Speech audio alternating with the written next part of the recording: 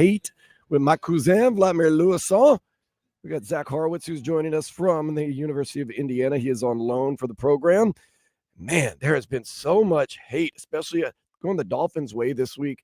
And, of course, a little bit with the Panthers. The Panther stuff is actually kind of funny because, honestly, what are you going to do? What are you going to say? But it is real. It is very, very real. We're going to try to debunk some of the hate and also, see if it's somewhat warranted. They got some big people talking. We appreciate you joining us. Of course, you can always listen to us 560 WQAM in the South Florida area on the Odyssey app all around the world, and YouTube and Twitch. 560 WQAM is all you need to do to watch us. Just type it in and you'll be good to go. Let's get it going right now with some headlines. The Marlins, they fell to the Orioles 5-2 yesterday. Edward Cabrera got some rumors out there that he could be traded to the Cubs. He pitched yesterday 4 innings, giving up 4 runs. But he struck out 6 today. Very interesting matchup at 4 o'clock. We love Jansen Junk. Jansen Junk will be facing former Marlin Trevor Rogers. So excited to see that. Jansen Junk wheeling and dealing yesterday. Zach was absolutely furious with Clayton McCullough for pulling Jansen Junk. Had giving up 1 hit in 6 innings and whoop, out the game. If the computer says get him out of the game, you get him out of the game. You know that. Jansen Junk. Give me 6 innings strong again today. Get it going.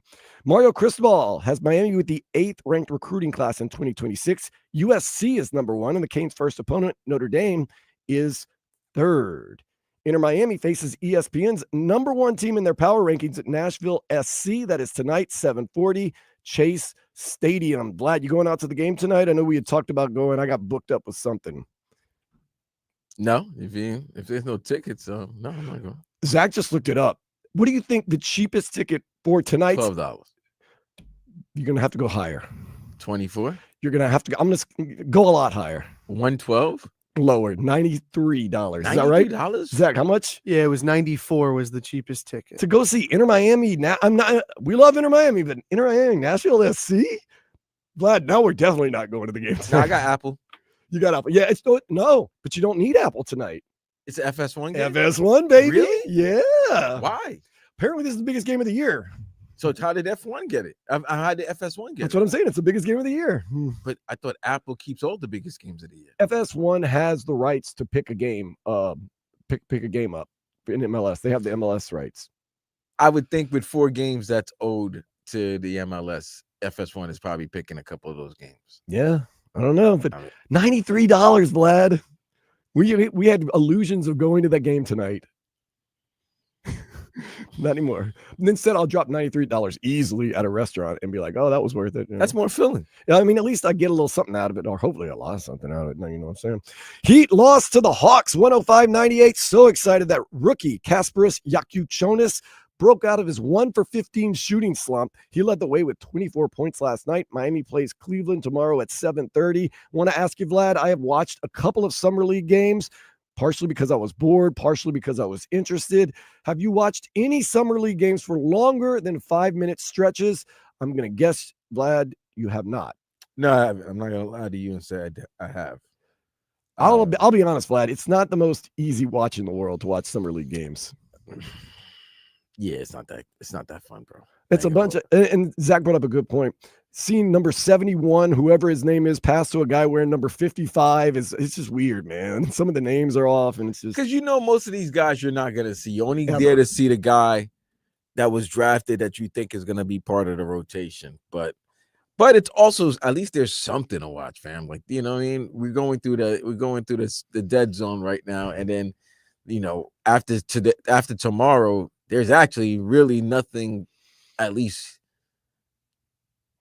us men, really watch. Real talk. I was at Duffy's Implantation yesterday. I was enthralled by the CONMEBOL Copa America Femenina matchup between Uruguay and Ecuador. Yes, women's soccer had my whole attention because there was not very much else going on. Me and the old man been watching Euro women's soccer. Yeah, it's been great. Like it's so we're grasping right now for anything. Like really, you're getting locked in on that Spanish team, man. Very much so, but not that good. But yeah, it's not. So you're gonna watch Summer League. You're gonna watch at least if there's a name player, somebody of note.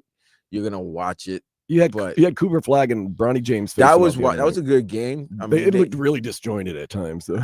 well, what do you expect? They probably just met each other. That's what I'm saying. They just probably, hey, what's going on? They probably just got a name tag and just, hey, come on, look at the numbers. Like you said, nobody's playing with no 98 or 67. The numbers are so fresh; they're smudged and stuff. Man. They literally they just met each other. It's like AAU and everything. It really is.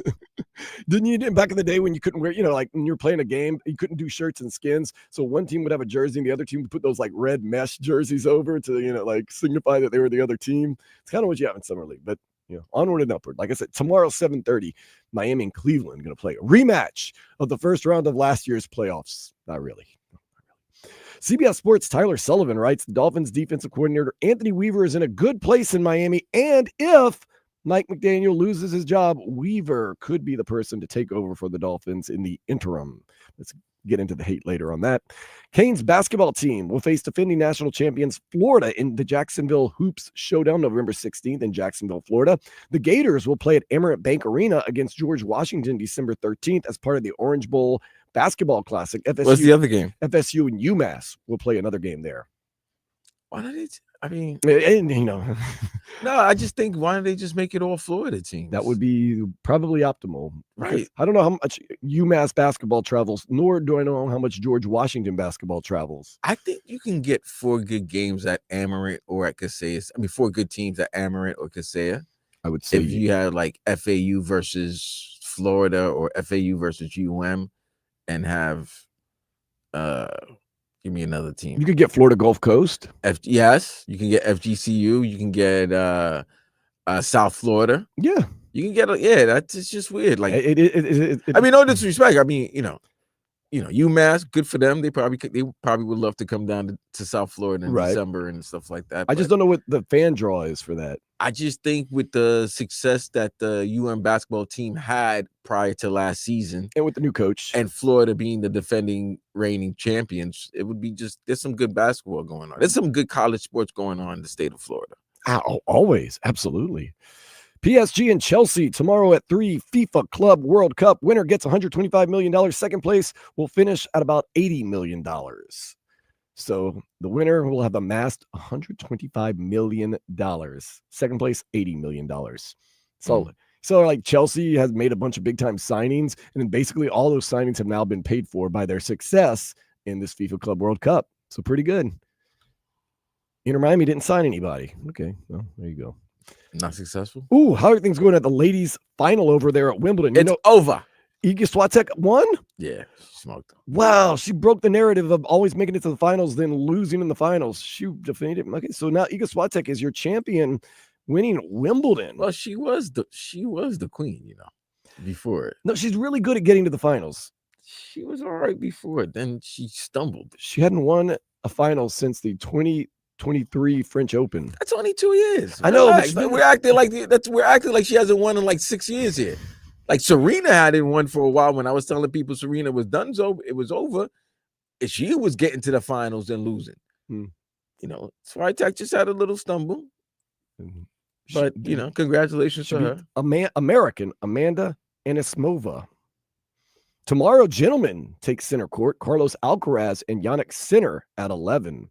Yeah, that's that's the battle of the heavyweight. I think I think most people are cheering for Carlos Alcaraz, correct?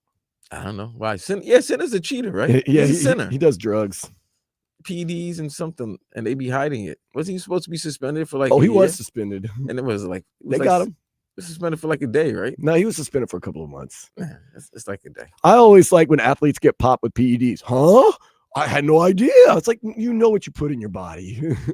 Just go, just shut your mouth and sit down. Like that, like they say, Vlad, when you go away, shut your mouth and sit down. That's all you got to do, man. New York Times has their way too early Stanley Cup predictions for 2026. Panthers are tops at 34.8% chance of winning it all again, tied with the Vegas Golden Knights. They both have a 34.8% chance.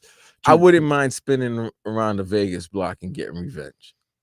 Now, I mean, that would be a great. And then how everybody's talked about, oh man, I don't want to make the trip to Edmonton. I'm sure a lot of people would be more than willing to go to an NHL Stanley Cup Finals game in Vegas. I want Vegas. I would love to get the revenge. a healthy Panthers team versus a healthy Vegas team. Let's see what's up. You want that trip to Vegas? I want that. No, I want that payback, B. You really? Okay. I really want that payback. Back to back, Stanley Cups isn't enough. You got to. If they're the favorites and they're supposed to be the team that, if they're the second favorite, co-favorites, but they're the favorites in the Western Conference. That's what the New York Times way too early. Right. So therefore, if they're the favorites and we're the favorites, if there's a team I would like to meet in the Stanley Cup final, it would be the Vegas Golden Knights to get revenge for what happened 3 years ago. That's all. Today, the Stanley Cup got the Panthers team names printed on them for the most recent championship. Who said that? Today. What about Stanley Cup? Got the Panthers' names. Everybody's names is on this there? past team. Yeah, because we know. So who gets? I just like to know who's getting it now, because now the summer of fun begins. Oh, I know. This summer hasn't been as wild. Remember last year we tracked it every single day, all the time. Well, that's because it was the first time they won. Now this saying. is the second time, and we're kind of used to it. Yeah. But we know craziness will happen. We just don't know who has the cup and who's gonna do the craziness. Yeah, I'm sure there's some wildness going on. Major League Baseball draft begins tomorrow, and it runs through Monday. I'm excited. Cane's top prospect is pitcher Griffin Huggis. He is rated 111th best player in the draft, so we'll see where our Miami guys land. Of course, there's always some South Florida guys out of the high school ranks that move on to the Major League Baseball early draft. Those are very exciting, too. I could only imagine being an 18, 17-year-old kid and signing a $2 million contract and moving to Jupiter, Florida, Cheyenne, Wyoming, wherever the single A team is, and just, living your best life, man. What's living Cheyenne, Wyoming? It might be fun, man. I mean, I would think that if she bageled her. She bageled her? Yeah. Ego doesn't like it when you say Eagles bagels. She bageled her in the final. It was 6-0-6-0? Bro. No, not she's rolling 60s. 6-0-6-0? Yeah. She bageled her. She might have been a crip because she was rolling 60s on that young double lady. Bageled her in the final? City. Eagles bagels are back? Wow. In a big way. I gotta throw some respect on that. Better. Man. For me, I was all about coming on and talking about how she's gonna lose in the final because that's what she does. But maybe she bageled me too, man. Damn. Thanks for coming. Congratulations. Eat your strawberries and go home. You know my favorite line? When somebody finally is playing in the game, she never got to the party. No. She wasn't even welcome. She was denied. That coffee is still hot. Oh, jeez. Too hot to drink even. Goodness. I got to throw some respect on Eagles bagels, man. Jeez. Good. And to do it in a final, we were known for not winning in finals. That's making damn sure, as they say. Damn. That's solid, man. That's real solid. Congratulations. Eagles Swatek, Eagles bagels. I'm sorry. I just saw the score. I was like, damn, she bageled her. I mean, it started at 11. It's over at 12. Was it 11? Yeah. Really? Why? She finished her off in an hour. Don't they usually do breakfast at Wimbledon at 9? Started at 11, man. It was over before our show, probably by the time the show started. Let's see. Let's look it up. Total time, Iga Swiatek, Wimbledon. It's got to be like 53 minutes, bro. Let's see. AI is letting us know. It didn't say. Man. You and your AI. Yeah, no, I shouldn't trust it, If it ain't Allen Iverson, we don't respect it. 20. It's I'm probably not searching the right thing. 57 minutes, baby. 6060. Oh my God. Man, imagine if you paid and you're all excited and you got your family down there. You can't even, like I said, by the time you get your strawberries and cream, you're done, man. Like, you're not even done with the bottle of champagne. You might not even pop the cork yet. It doesn't look like Eagle was sweating a lot either. Why would you sweat? It's only an hour. Less than an hour. Wow. 57 You know minutes. what to fulfill a goal in less than an hour. A major goal. And you're going to get money, a trophy, and you get to pick out the dinner. I mean, for Wimbledon next year. I mean, NBC must have to I don't even think it was NBC. I think it was ESPN. They say it's on ESPN. Oh, NBC News. Okay, so ESPN literally probably has to cover because they probably blocked off like an hour. They probably showing mixed doubles finals right now. If they show the Savannah Bananas Lab, we're turning the TVs off if there's a possible way because I cannot watch another twerk session by the Chippendales baseball players. With that being said, let's go ahead and take a step into the day spa. Oh, man, you're going to hate this one. A man had his leg amputated after a home pedicure went awfully wrong. Say that again? I'm sorry. A man had to have his leg amputated after a home pedicure went awfully wrong. How does a home pedicure get your leg ripped I off? don't know, man. And I have some more bad news for you, Vlad. The man that had his leg amputated, he was a brother. Damn. He went to get a pedicure and he got his leg. Brothers don't even like pedicures. You could tell. He was like, damn, I came here to get a pedicure. Now my leg is up. I don't like that stuff, man. That's bad. That's messed up. For a lady, and if you're a guy and you like it, that's cool. I don't like people messing with my feet, my hands, and stuff like that. Do you ever go to the spa, Vlad? No, I wouldn't take you as a spa guy. I wouldn't mind going, but Well, Do you get massages? from a lady, yeah. We talked about my massage instance. Yeah, where that was for some terrible. reason I thought you're supposed to get naked. It was awkward, man. And then I also thought you walked around the spa and the sauna and the hot tub naked too. I was wondering why everybody was giving me such strange looks. A lot of hate for the Dolphins. Vlad and I are going to take a look at it. Going to take a look at some of the hate. Mike Florio had some things to say about the Dolphins. We're going to see if it's warranted, unwarranted, or kind of in the middle. That's next here on Sports Day 560 WQAM.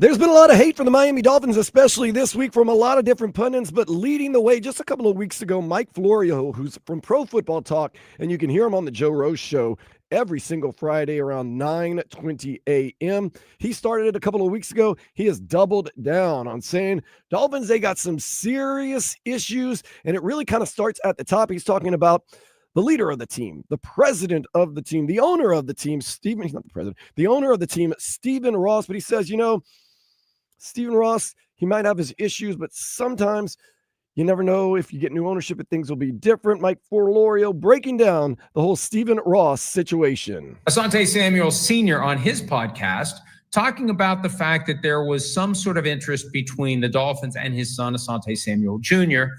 Jr. is a free agent, still unsigned. Asante Sr. made the comment that there's no leadership in the Dolphins organization. And that caught my eye because it goes back to one of the biggest criticisms I've had of the Dolphins under Stephen Ross. And it dovetails with what has become a fairly common take in these parts, that as a fan of a team, you're stuck with ownership. Jed York said it several years ago after they fired Jim Harbaugh, then Jim Tom Sula, then Chip Kelly, boom, boom, boom, one year after another. You don't dismiss ownership. No, sometimes you'd like to. The only problem is it's like the Wizard of Oz. You drop a house on the Wicked Witch of the East, there is a chance the Wicked Witch of the West is going to be even worse. So sometimes that owner you have who is driving you crazy may still be better than whoever would end up buying the team, because there is no test. There is no aptitude exam. You just have to have the biggest bag of money when a team is for sale.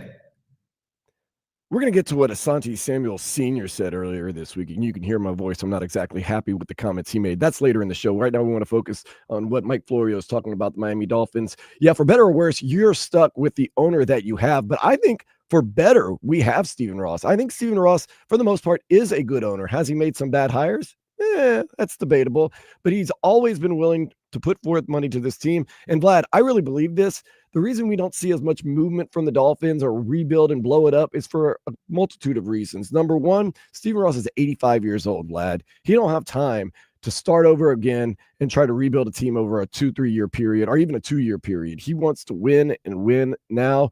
Number two, the last blow up. How did that go, Vlad? Where we totally blew up the whole thing, and where has it gotten us? Has it gotten us any more playoff wins? Has it gotten us any closer to the Super Bowl? So it's like, if you're Stephen Ross, you're like, why should I blow this up? Because it didn't really, when you say didn't work last time. It couldn't blow it up. It didn't, but they couldn't blow up. But no, when they blew it up and they tanked for 2 and they did all that. Yeah, but I'm saying this season they couldn't blow it up because they gave the extensions last year for this year. So another reason why. Right. So if there's a year they're going to blow it up, it would be after this season if it doesn't start out well or end well.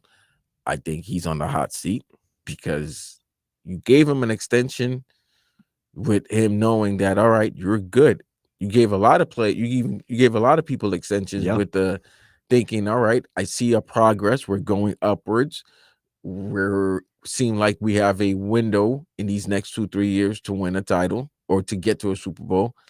I'm gonna put my money out there on what I expect. And last season was a gut punch. And now you're seeing what happened with the season being what it's clearly not what they expected last season. They did not think they were going to be 8-9 after 11-6 season. They didn't think they were going to go 3 games below 500. Yeah. I mean, 3 games below 3 games down from the season before. Correct.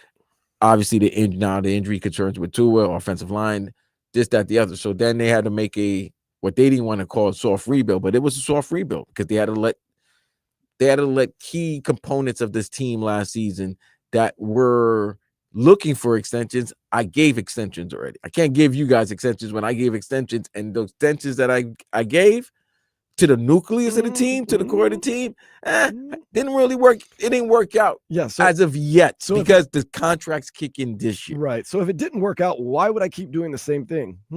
Interesting. But you're 85. Right. And Mike Florio goes on to say maybe Stephen Ross needs to be in some way, shape, or form a little more hands-on with the team. Stephen Ross, because he lives and works in New York, he's an absentee landlord of the Miami Dolphins. It has led to dysfunction.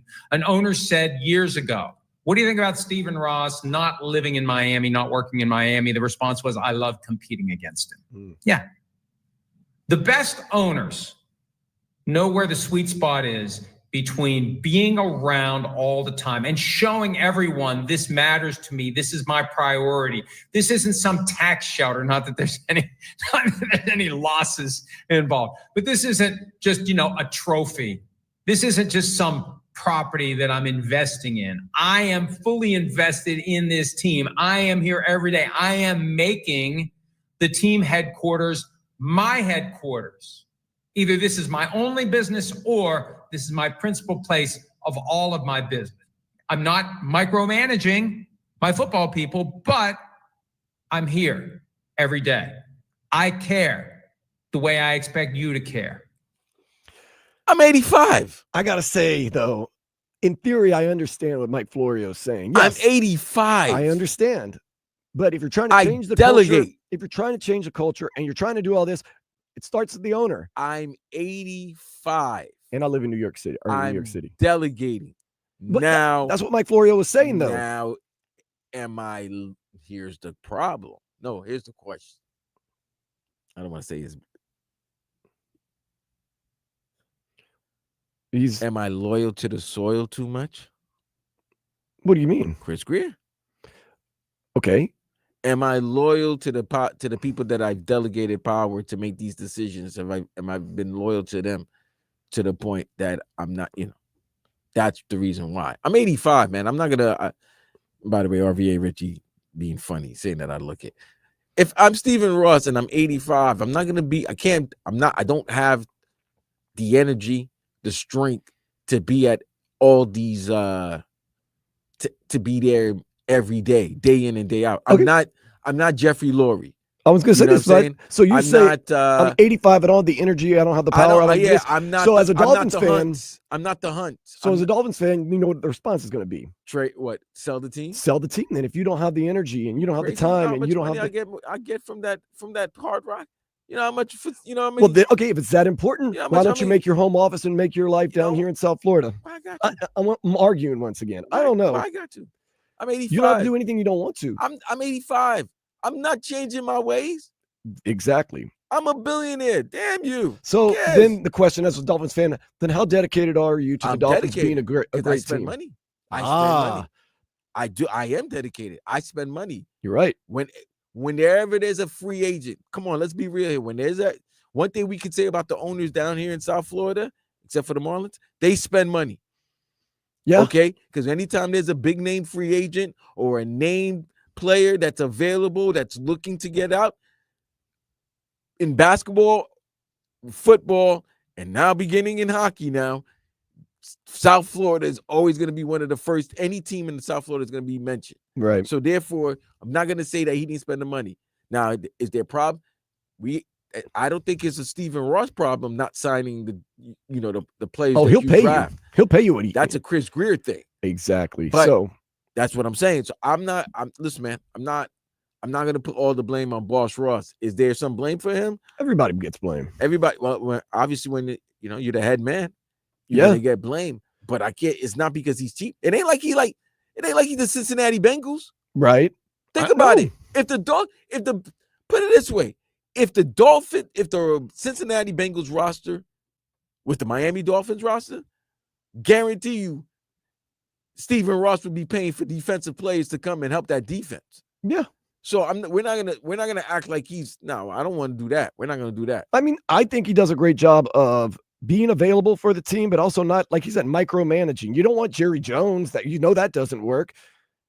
But you'd also don't want, a guy that's nowhere near the team that just, whenever you need a check, just hands a check. But I don't also want an owner like Jerry Jones. That's what we just said. Yeah, like you just said that. I don't want a micromanager. Like Jerry Jones, and I don't like the quiet. Sometimes the quiet owners don't do anything. Right, right. But Steve Ross is good. You don't want you don't want a Mara coming in and telling, hey man, I hope he doesn't go to the Eagles. I don't want that type of owner either. I understand. Well, so you're not gonna put it this way, unless you're Jeffrey Lurie right now, right? Or the Hunt family. you're not really happy. All your owners are not really happy right now. Well, no. Financially, they're Josh all Harris, very happy. let me give the Commanders because they had a good first They're all season. very happy. They're very happy.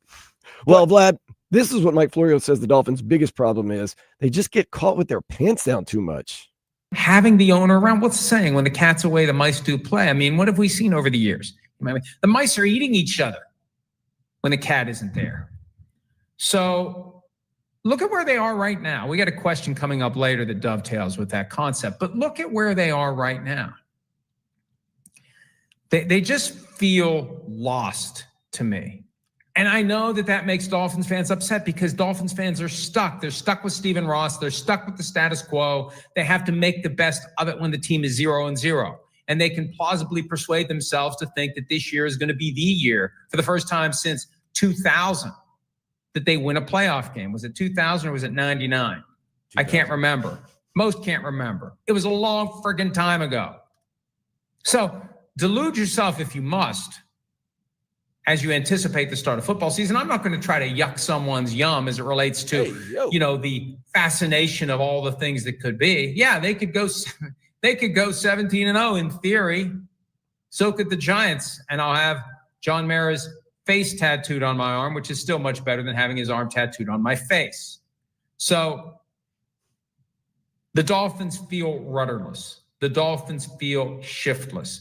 The Dolphins feel like a team that really does have no unifying vision, leadership, who's in charge, who's driving the bus, where is the bus going? It just feels like the bus is going wherever the players want the bus to go.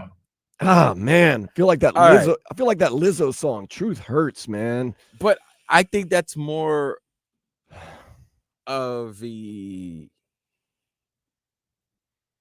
breakdown of Chris Greer than it is. I understand. No. We're not talking Stephen Ross, but Stephen Ross. You do feel as though this Dolphins team is sometimes visionless. They don't really. We've knocked them all this offseason. Who's the leader of the team?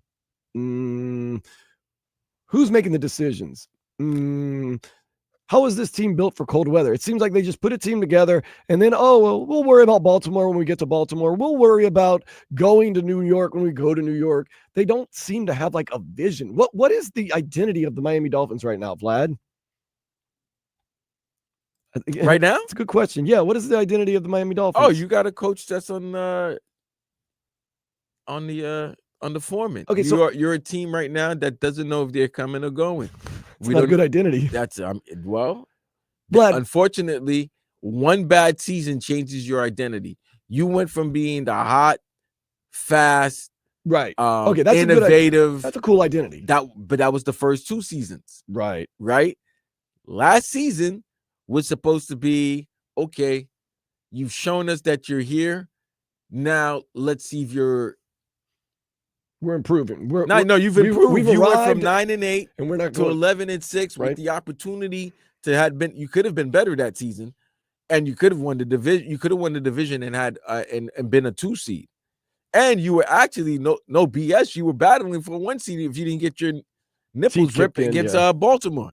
So you were showing, at least there were signs of you were showing improvement. Yeah. Now can you get over the hump? Can you climb over? This is the year we've arrived and we're here. And then while you were climbing that mountain, instead of keep on going up, took a step back. You took 3 steps back. Okay. Okay, so let's play this one. You're Chris Greer. I'm Mike McDaniel. What is the vision of this year's team? What they're talking right now? Like, we put together these guys. This is what we're hoping to do. This is our identity. Vlad, what is Chris Greer saying? What's the identity of this year's team? I don't know. You Michael J. Fox. You got a secret identity. As Mike McDaniel, I'm going to say this. We're a team that's learned from now this is a weird Mike McDaniel way to say our identity is. We've learned from our past mistakes. This year, we're going to focus on being innovative and healthy. No, your identity this year is just trying to set another identity. Well, what is the identity though? I don't know. That's the problem. Through year 4, you're not supposed to go in. You're not supposed to start creating a new identity. Right. Your first identity should be solidified, cemented in, especially after you get an extension, which means you're going to be here for a little bit, or at least the plan is to have you here for a little bit. So your identity, your culture should be already set. Now, everybody that you include, you add to the team, is getting brought in to add a little bit to what already is an established culture. But what have been the questions we've been asking since we've been on? Great player. Don't understand why Tyreek Hill is one of your captains. Your quarterback, I don't care. It's kind of a quieter guy. I don't care if he's visually, the optics makes me think that the quarterback is, a vocal rah-rah. Your quarterback's got to be, no matter what, one of your 3 leaders. Correct. Of your squad. All the time. The time. It's correct. If you want to be a good team, yes. I don't care. And they compare Marino leader, Jim Kelly leader, Steve Young leader. They compare Patrick Drew Mahomes Brees. a leader. Like, it doesn't. Jalen Hurts a leader. Like, these guys. Joe Burrow a leader. Mm-hmm. Those guys lead. That doesn't mean they got to be throwing the helmet, like getting into each other's people's face. But hey, when the doors are closed and the media is not there, yeah, he's getting in that. He's getting in their face. He's chewing them out. He's telling them he's gonna play better, but he needs them to play better.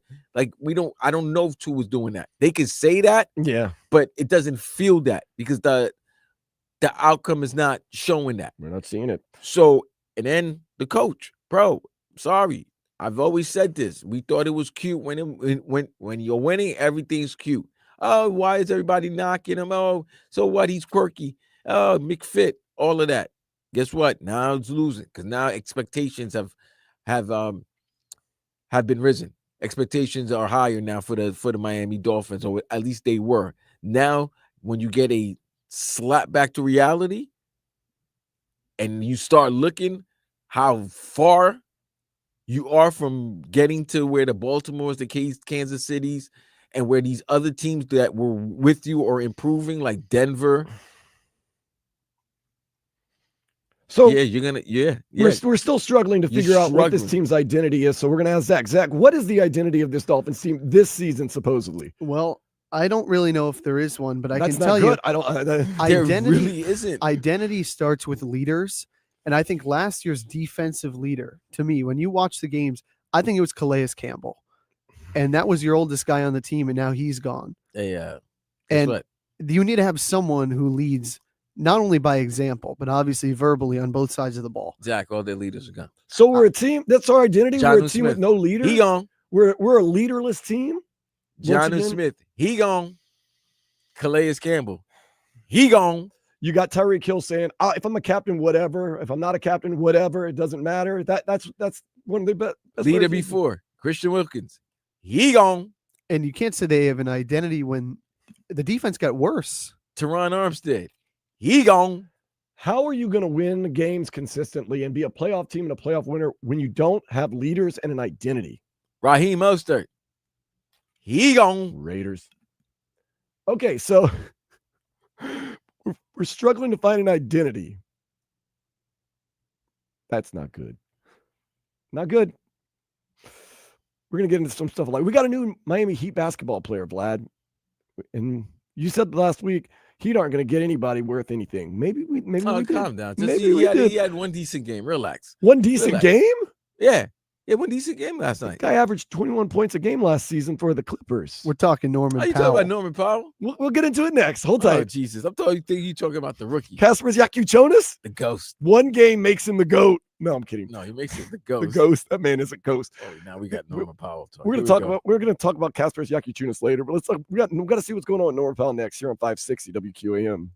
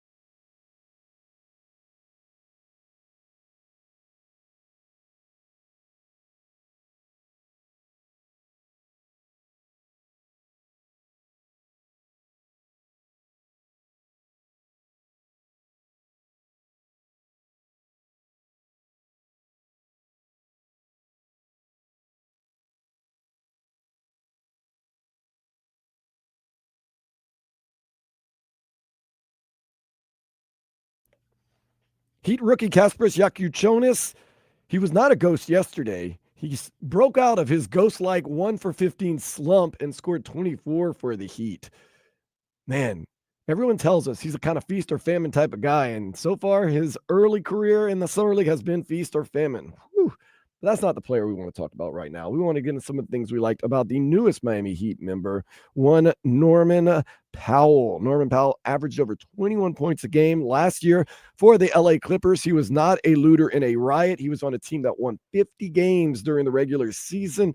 A lot of people saying he's the second best player on the team, right behind Kawhi Leonard and right in front of James Harden. Relax. Davion Mitchell, he also got re-signed in the offseason.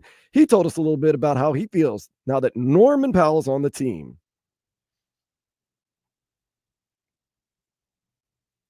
He's won a championship before, so he's been there. He's been through the thick and the thin, and he's been around really good teammates. He played with a really good team. He's a winning player. He plays both sides of the ball. He can score with the best of them. He kind of does it all. He gives it all dynamics. Even if he's not shooting the ball well that night, he can disrupt defensively. So you want guys like that on the floor that can help you win like that. So Norman Powell comes with some good pedigree. He's been in the league for a while, 4 years at UCLA also. He's a sharpshooter, so you lose Duncan Robinson. The deal was good, though, Vlad. You have to admit, for Kevin Love and Kyle Anderson, you get Norman Powell back. Yeah, you didn't lose anything, but he's 32. That's true. And he's looking for a big deal. So he's on the last year of his contract. Is that why the Clippers were willing to deal him? Is because because they're not going to pay him. He's 32, and they're not going to. They already got big contracts lined up with James Harden. They just gave him a new 2-year deal. They got Kawhi. They signed for a 3-year deal. They got Zubac. So they're pretty. They don't want to get into that apron. And I think if they had to give Norman Powell a contract, plus this might be his last big bag. You understand what I'm saying? When you're 32, the position he plays, he's still a sharpshooter, a guy that was coming off the bench and now is a starter. So that might be a shake. You know what I'm saying? Like, do you look at him as a starter now at his age, or do you look at him as a guy that's going to be a key contributor off the bench? So, right, kind of like what Tyler Hero did that year. He was the sixth man. He's kind of like you're a starter, but you're not a starter. He's kind of like the reverse Tyler because he's older. Right. Tyler was younger, so Tyler had a chance to prove that he deserved to be in the starting line. Or he worked his way as he got older to become in the starting lineup. Powell right now, he's shown that he's capable of playing starter minutes and being productive. But are you willing to give him a 3 or 4 year deal with the salary cap going up? You willing to give him like a 4-year, $110, $120 million contract? Well, if you want to believe what Norman Powell has to say, you probably should give him a contract. He says the sky is the limit. I've not been shy to say that I'm a starter, that I can be an all-star given the opportunity. And I think, like I said, this year, given the free reign and the opportunity that was in front of me, I showcased that, being a top 10 in all-star voting and people talking about me being a snub and how I should have made the all-star team. Like, that's how I see myself in the positions of Dwayne Wade, Kobe, my favorite players. Like, that's how I saw myself growing up, and that's what I believe myself could be, being in the right situation, the right opportunity. But the talks about my role or how I should be or what I should do or my limitations, I never listened to that. I used it as fuel to my fire because I know what I can bring to the table, and I know the type of player I am and what I can do. I'm a versatile player that can be played in a multitude of positions, a multitude of roles, and excel in any role that's given to me. Norman Powell, you think you can make an all-star team, Vlad? No. I was going to say that's kind of a reach. Right, in the East? Yeah. So you have your own teammate to go against. You have Cade Cunningham. You have Jaylen Brown. You have Jalen Brunson. You have Tyler Hero. I said Tyler. Oh, you have your own teammate. I was wondering what you're saying. I was like, when did he play with Cade Cunningham? But you said you have your own teammate. Comma, right. Cade Cunningham, comma. Okay. Trae Young. It's just so hard to make an all-star game. We saw with Tyler Hero, Donovan. I forgot Donovan Mitchell, who's like automatically one of the starters, and who got married. Shout out to him. Congratulations to him and his beautiful bride, Coco Jones. That's Ashley. No, that's not Ashley. That's what's her name in the new Bel Air?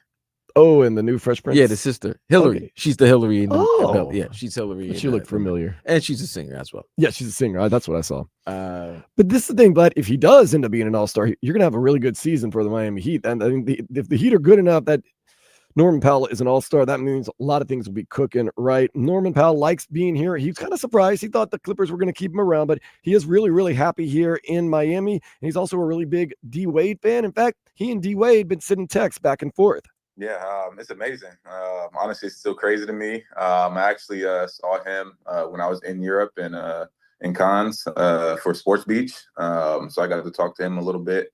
And having a guy that you like modeled your game after, playing style, being able to attack, being a 6'3". I've talked about it on podcasts and interviews before, how I've taken the mentality of Kobe and just the approach of sacrifice and putting in hourless amount of time on your game and your craft, and then taking the skill set and D Wade and obviously putting my own twist to it, but taking moves and different things from him, implementing it into my game, and talking to him and seeing how he watches my game and knows my game, and he's proud of me and what I've been able to do and accomplish, and that he was a motivating factor in my basketball career. And then literally 2.5 weeks later, I get traded to the Heat, and seeing him comment under the post, and then I texted him about it, and he was excited about it. So I think it's gonna be good, especially now playing for the same organization. That's exciting that he wants to be here, that he knows the history, that he knows D Wade, and D Wade's supporting him. This is my only hope for Norman Powell. Work hard, ball out this year, and force us to make a decision on your contract at the end of the season. Force us to make it really easy. Say, yeah, let's give that guy extension. But Vlad, the 32 is a little tricky right there, because he's going to be looking for 3-4 year contract at the end of this season. And money's going up. Money is going up. Like I said, actually, I hope he doesn't force us to make a decision. I hope he plays so well that we just extend Norman Powell. But then again, you're extending an older player. You could play well. He could drop 19 points for you. Shoot 46% from the field, 38% from three, 85% from. And guess what? You still could be the same team with the same record. No. Yeah. Really? Yeah. With Tyler Hero, Norman Powell, Bam Adebayo. Yeah. Yeah. Davion Mitchell. And Khalil Ware. And Jasper Yakuchonis. He'll be in Sioux Falls. He's looking more and more like that. Casper the Ghost. All right. Well, you could also have a breakout year, Vlad. At least you got to give the Heat some credit. I'm not saying that he cannot have I think he's going to have a great year with the Heat. Too. I just don't know if that's still enough to make this team. Andrew Wiggins? Hey, come on, man. They're still trying to trade him. I know that. No surprise. The Lakers said no to Rui Hachimura, Dalton Connect, and a first-round pick. Duh! I would have done the same thing. I would have been like, "What are y'all smoking?" And if what it is, I don't want it because it's not that. It can't be that good if it's gotten you that ridiculous. With this ridiculous theory that I'm going to give you Rui Hachimura, a 16-point player, a scorer who, with the Miami Heat, probably becomes the even better player. Mm-hmm. I give you that. A rookie going into the second year who's my best shooter on my team. Dalton Connect. Yeah. And a first-round pick, though. And I'm not giving you a first-round pick when I might need it to make a move during the trading deadline. I'm doing that. Man. Look, everybody's smart, okay? They're not all dumb. No. Even though you want to think they are. Even, say what you want, but that guy in Portland was smart. He was smart. I mean, we made fun of the Rudy Gobert trade where they traded how many first-round picks? 6 first-round picks? And they've been to 2 Western Conference Finals back to back. Okay? Yeah. Not as dumb as we thought it was. We hated Cronin, but Cronin was smart. He was smart. Look at that. He still got Drew back. Look at that. Look how things worked out. He got his Scoot, and he got his Drew. Well, it just hasn't worked out for the Miami Heat, but look how things worked out for the Miami Heat now this time. Yeah. They got Norman Powell. I think that's a great move. Bag of donuts. Fam, that's a great move for what you gave. Yeah. What you gave up. You gave up Kevin Love, who didn't play really wasn't last year at all. And nobody. Listen, Slow-Mo might be a nice person, but I can't play with a guy whose name is Slow-Mo. You can still play with a guy called Off Night, though. No,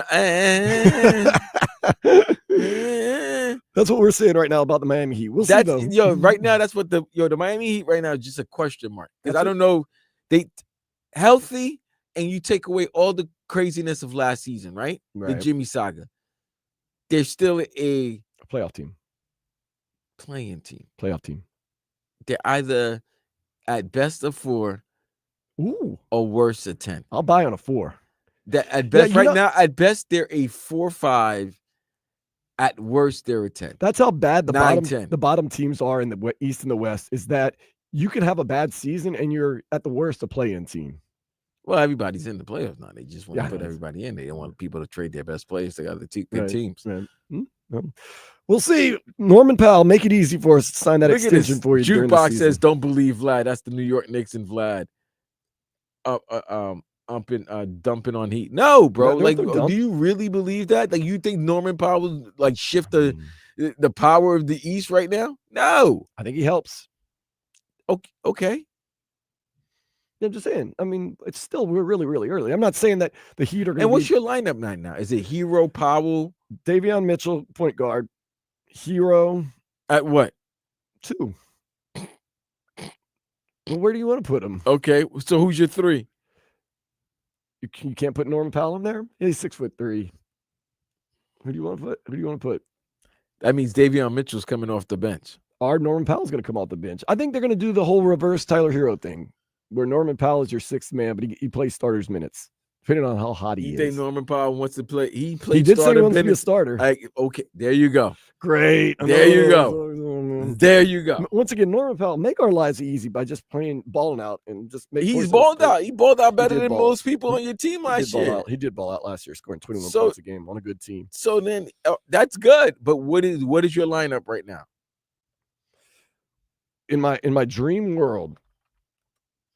No, you know what? Tell us after the break. Tell Okay. us after the break. I'll give you time. Tell us after the break. Can I What's get Jimmy Butler back? No.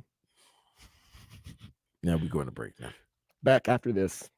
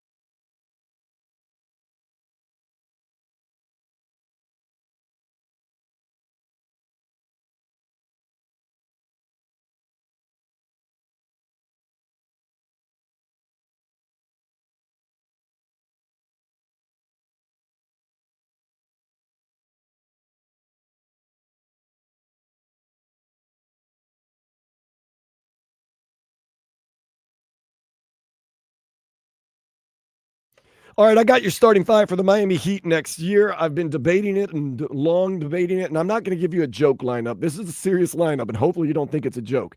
Straight up, number 1, Davion Mitchell. Number 2, Tyler Hero. Number 3, Andrew Wiggins. Now, if they trade Andrew Wiggins, you slide in Nikola Jovic. Number 4, Bam Adebayo. Number 5, Khalil Ware. Coming off the bench, our newest member, Norman Powell. That sounds pretty solid to me. That's your roster. That's my starting 5. Okay, and your starting 5 and your 6th man is Norman Powell. Yep. And then you can splice in whatever you need. You need some defense, Haywood Highsmith. You need some offense, like I said, Pella Larson. You need a water boy, Terry Rozier. You got it, man. What about, Triple J's part of your team still? Jaime Jaquez Jr. will come in very little. We know that he's fallen out of the favor of Eric Spoelstra. Okay. All right. Well, Alec Burks, if you need some shooting, if he re-signs with the team. That's not a bad starting lineup, though. Davion Mitchell. You're not playing. You know what? Is Tom Thibodeau's your coach? Because unless you're playing no subs, unless you're playing them all 48 minutes. But that's okay. Davion Mitchell, he's a very good point guard in this league. Tyler Hero, he was an all-star last year. Andrew Wiggins, we know Andrew Wiggins is capable of going in spurts, very good. Bam Adebayo, we know how good Bam is. And then, of course, Khalil Ware. And if you believe Khalil Ware takes a step up this season, then you got a very solid starting lineup. And once again, you have possibly coming off the bench a guy like Nikola Jovic. You also have Norman Powell, Pella Larson, Alec Burks. I don't know if Simone Fontecchio is going to be any good. I didn't really follow him very closely in Detroit last year. Terry Rozier probably not going to play a lot. Jaime Jaquez Jr. probably not going to play a lot. And Kasper Siakam, like you said, Vlad, he's the ghost. You know, he might be there one game. He might not be there. He might be in Sioux Falls one week. He might be here one week. Don't really know. So for now, I'm optimistic. Great move. Optimistic. Oh man, yeah. You get rid of Kevin Love and great move for a guy who last season, when he was asked to do a little bit more, carry more of an offensive load for the Clippers, he did. So let's do this, Vlad. With that lineup I'm giving you in this scenario, you've done it, right? Sealing the basement. What's sealing the basement? Ceiling still a 5 seed. 5? 5-4. Okay, 4. Let's go 4. Since it's early, 4. And the basement is 10, right? 10 seed. The basement is not making a playoff, but I'm just saying, if everybody is, relatively healthy, yeah. Zach, what is your ceiling to basement for this Heat team with the lineup I'm giving you right now? Ceiling, I'll give you I'll say 4 also, because that's really as high as they're going to go. Floor, I'll also give you the 10. I think they might make it that's not in the play-in because of the East this year. There's injuries. The East is weaker than it normally is. Yeah, but you're not better than Atlanta on paper right now. You're not better than Orlando on paper. Okay, so who's better than us right now? The Knicks, the Cavs, obviously. The Hawks on paper. Hawks I'm gonna say Hawks on paper. Right. Okay. Fans, this is all on paper. Detroit's really good too. Better than you guys right now. Are the Celtics better without Jason Tatum? I think they're in just a blow it up year. I think you're looking at the same type of team. I think they're even. Man, so you're saying this Heat team is probably going to be a 6th seed in the playoffs on paper this year. And here's the thing. I would put you guys equal with Milwaukee and Boston, and I think they have go-to guys that I would trust more in Giannis and Jaylen Brown than I would do in Tyler Hero or Bam. You guys just talked me into we're a team that's going to be between the 6 and the 9 seed. What about the Pacers? They done? They done. They had a 1 year. 1 year. You can't lose Tyrese for a year and then Miles Turner. Yeah. So that's what I'm saying. On paper, you're right. I'm not mad at you. Manu, I'm sorry. I was really not thinking about these other teams. And then I started thinking about Detroit. I'm like, well, Detroit's better than you. Yeah. And they added pieces. So ceiling is a 4, and that's Atlanta is on paper. On paper. We don't know what's going to happen in that experiment. Okay, that's 2. We're going to give the Knicks 3. We're going to give the Cavs 4. That's 4 teams. And I mentioned Orlando, right? Yeah, they made some serious moves. And so those 3 teams plus New York and Cleveland, those are 5. So New York, Detroit, Atlanta, Cleveland, Orlando. And then right now you're probably in right there with Milwaukee and Boston. Milwaukee might be pretty decent this year. Giannis We'll see, man. So, I think they finish ahead of the Hawks. Okay. Yeah, I At the mean, 6. that's all. I'll go with that. Yeah.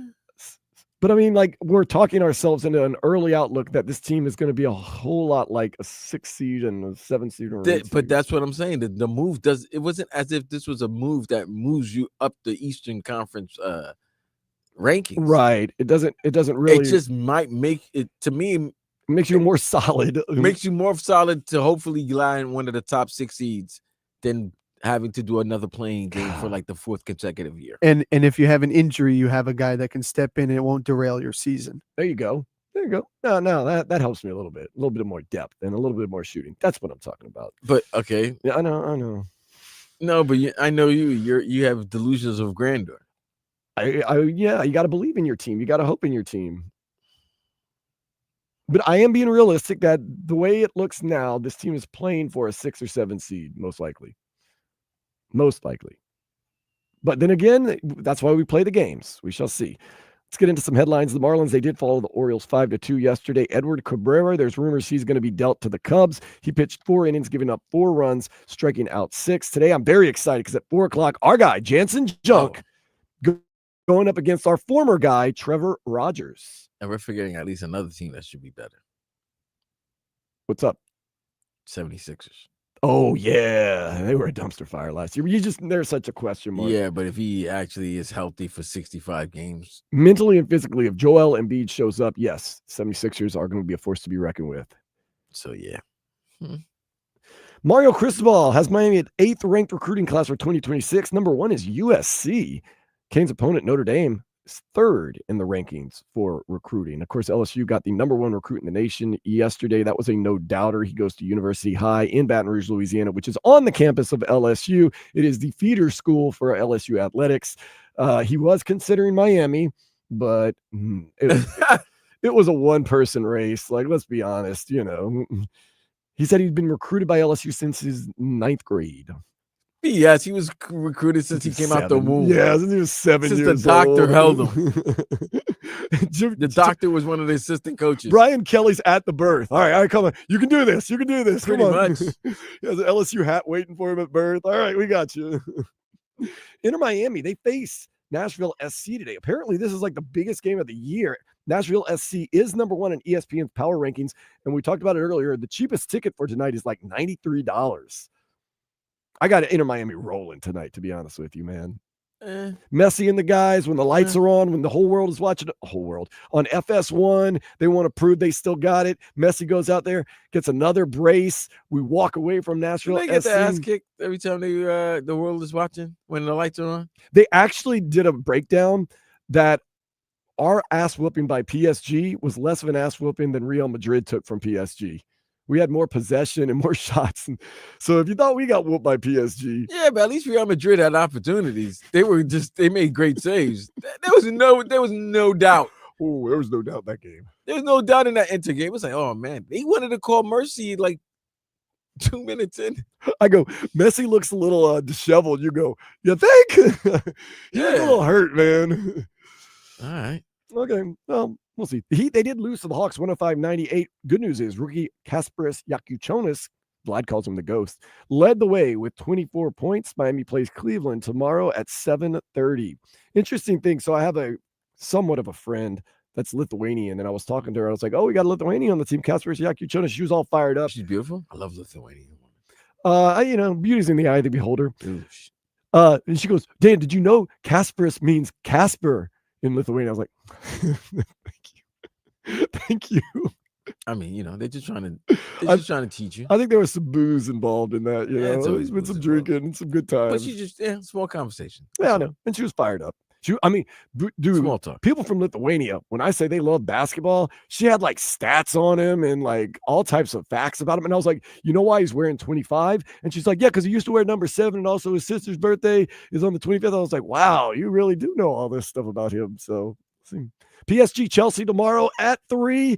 FIFA Club World Cup final. The winner will make all in all $125 million. I'm kind of torn in this one, Vlad. Why? Chelsea is my team, man. Oh, that is my team in the Premier League. But got you. PSG is having such an I want unbelievable PSG to win, run. even though they just whipped the crap out of my Real Madrid team. But this is an unbelievable. I want this run because it would really, it would be the total, like, I don't want to say revenge for PSG, but it's one of those peacock moments where you stick out your chest and let the world know you got the biggest. Yeah, you got the biggest soccer balls out there because you did the signing, you did the Stephen Ross. Yeah, you know what I'm saying? You signed all the big players, made everybody happy. You put together an all-star team and nothing. You never got the prize that you wanted, and you did it now the other way that teams do it, which is you develop. You're not going for the big names. You build a chemistry. You build a chemistry. An you build identity. You build a culture. Oh, you have an identity. You have some forward thinking. Look what they did. Instead of doing, you develop these young talents with a continuity and identity. And guess what? You win the prize. The goal that every soccer club in Europe wants to do. You win Champions League. Not only did you win Champions League, you whooped everybody. And now you're whooping everybody in. And then they decided, hey, well, you know what? Let's do a tournament before the World Cup. But it's just the best soccer club teams who've won championships in their divisions and other tournaments across the world over a calendar year. Actually 4 years, but yeah. Oh, is it 4 years? Yeah, that's the new. Is it 4 years? That's the new makeup of the FIFA Club World Cup. Then anybody can make it. Jesus Christ, man. It's gonna be a field of 64 next year. Are you saying that the Miami Dolphins are the equivalent of Inter Miami to what PSG previously did before what they're doing now? They just spent money. No, they had no insight. No, they just got whatever they could get, and now because their best player is not fragile. But to beat Inter Miami the way you did, and you had to get revenge on Lionel Messi, really revenge on everyone, to be honest. And then in the semifinals, you whipped Kylian Mbappe, Real Madrid, and you beat your former star, Kylian Mbappe, the former hometown kid. You beat him and the Story team, the Stories football club in Real Madrid. And then now you have a chance to beat Chelsea, another big name Premier League team, and have a chance to win $125 million. This is going to be the greatest summer in any Champions League team history. Monetarily and win-wise. I mean, that's just absolutely huge. That's crazy. We got to give applause. Yeah, man. Iga Swiatek today. Oh, double bagels. She doesn't like people saying Iga's bagels, but I think she was okay with that today. She bageled American Amanda Anisimova. Double bagels. Why she hates the bagels? Because she doesn't want to disrespect her opponents? She feels as though it's disrespectful to her opponents. Well, you know what's disrespectful? Your opponent putting up that pitiful display. Put up a point in 57 minutes. They said there was only 3 points, might have been won by the American in the whole.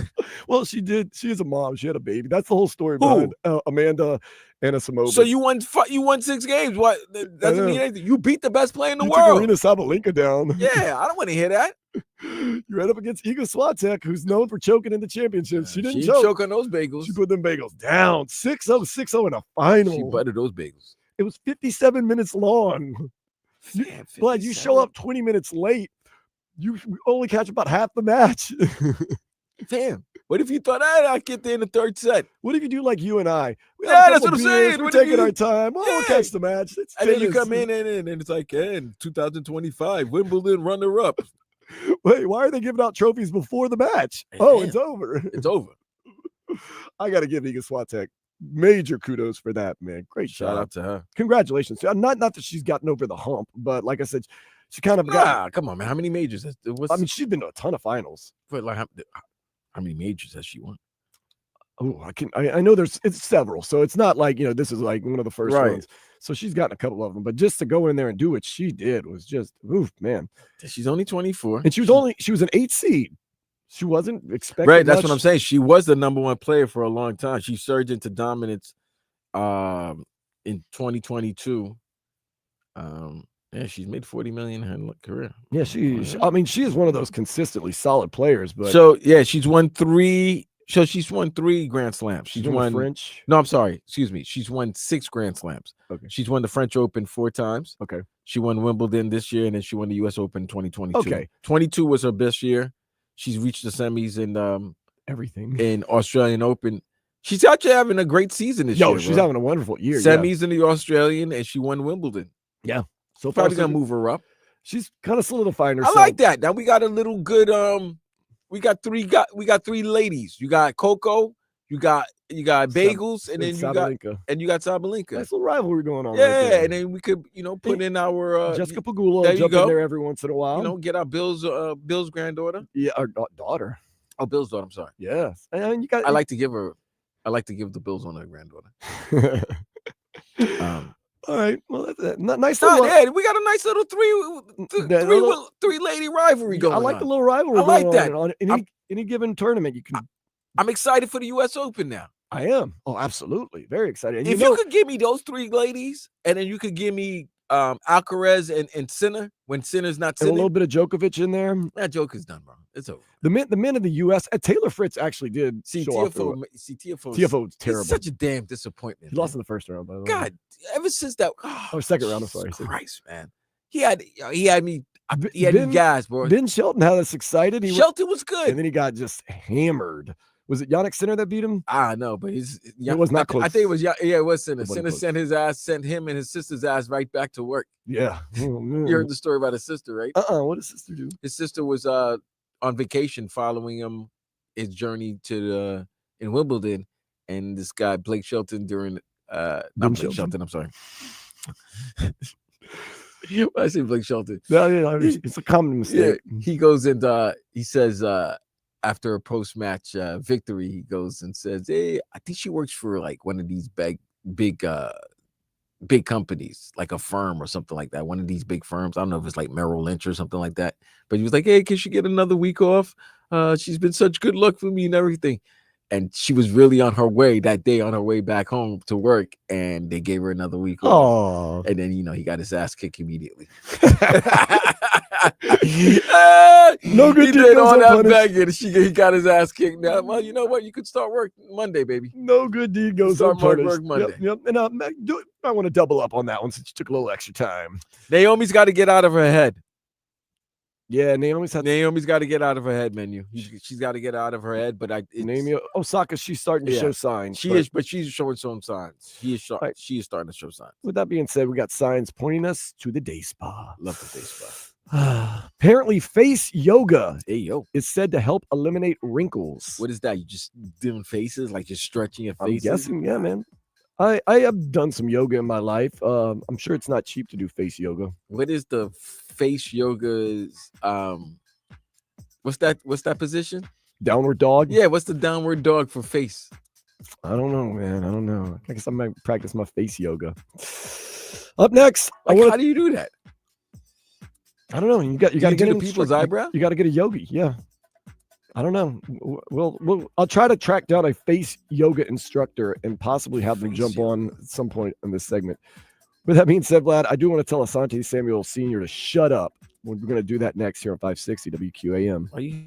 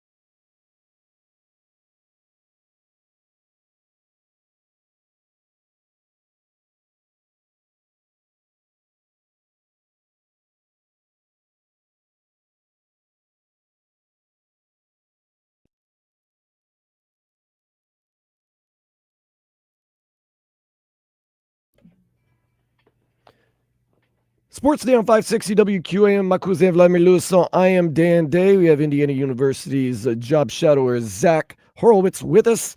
Now, before I tell Asante Samuel Sr. to shut up, I want to hear what Asante Samuel Sr. had to say about our Dolphins earlier this week. Dolphins had no reason to trade Jalen Ramsey other than they're sensitive. There's no leadership in the Dolphins organization. Mike McDaniels is a pushover. Chris Greer, the general manager, he has no backbone. These guys over here, the Miami Dolphins, they are running this team like a little league team. No one can stand up to the players. They're terrified of their own players, and they have no control over their players. Asante Samuel Sr. right there making some comments because there's been talks that his son, Asante Samuel Jr., who's a free agent, could eventually come help out the Miami Dolphins with their secondary needs from the Los Angeles Chargers. Now it's looking like maybe things are a little frayed between the two. I don't like what he said, Vlad. Number one, Asante Samuel Sr. is coming from where? What? Doesn't have anything to do with the Dolphins. Doesn't have a son on the Dolphins. I think the Dolphins had a multitude of reasons to trade Jalen Ramsey. I think you're hitting everything on the head, man. I think what you're seeing a father, a former player. He was very good. He's not no prime time. I don't care what he wants to say. Like, relax. But you're seeing a father who knows how to business this business is, the business side of the sport, and is noticing that camp is about to open and his son has not gotten a call. And son is relatively still young. Yeah. Probably like, 26, 27 maybe? He's played 4 years. So he's definitely in his mid-20s. So he still should be in the prime of his career. He still has some football left, but he's not getting any phone calls. You're looking at the situation around the league. You're looking at a team, especially when you live down here. I believe he lives in Fort Lauderdale, Asante Samuel Sr. So you see the situation with the local team down here. You probably have people that you know. You have contacts in the league. You probably know what's going on. So you're wondering, why haven't they given my son a call when they desperate need at the cornerback position for this team? And who wouldn't want their son to play locally? Asante Samuel Sr. doesn't. You know, he would love to be able to see his son a lot playing football. So I can see it from that perspective.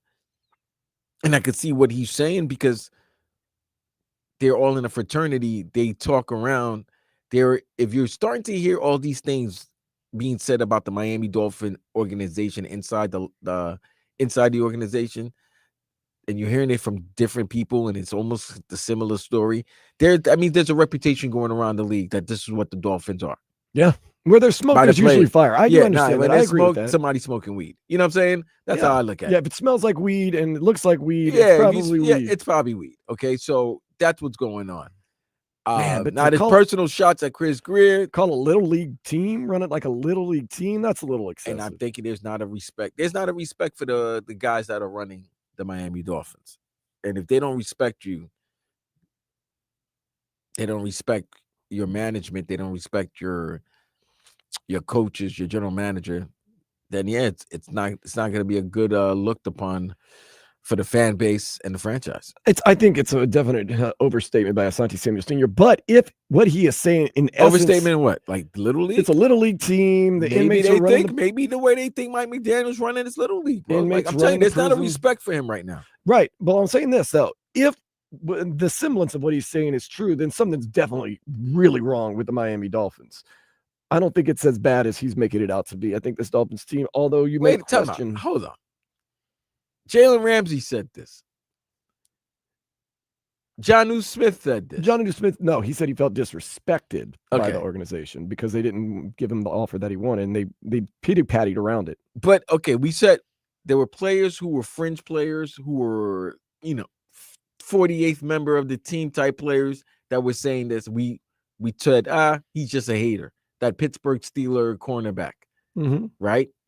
There was another player that said something about the Dolphins. He was like a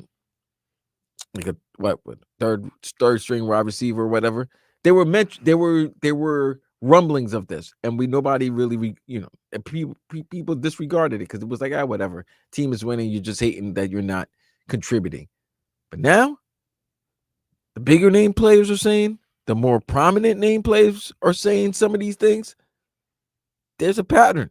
Yeah, but also there are some guys who have not said anything like that. Like Teron Armstead's never said something like that. He's not with the team anymore. Calais Campbell, I know, I understand that's their personnel and their attitude, but those are guys that have gone to elsewhere and gone to other ventures, and they haven't come out and said that. And Teron Armstead could easily, if that were the case, say something like that, because he's been on every single podcast and talk show that there is, except for this one.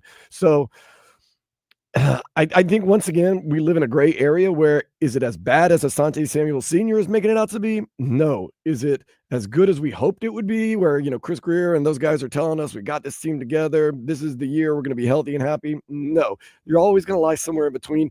But what scares me, Vlad, is, like you said, usually where there's smoke, there's fire. And if a couple of people have made mentions of it, and we sometimes get the feeling that the discipline and the direction of this team can get a little skewed, then maybe there's some things they need to shore up. That's what worries me a little bit. Nah, what it sounds to me is like they think they have the talent to win, and they just don't have the voice.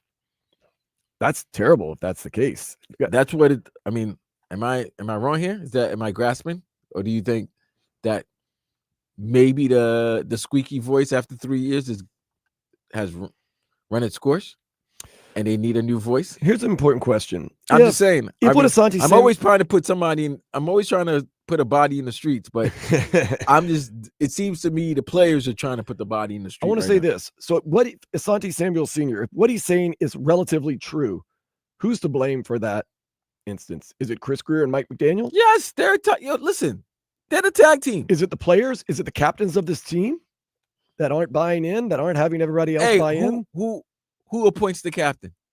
That's going to be the coaches.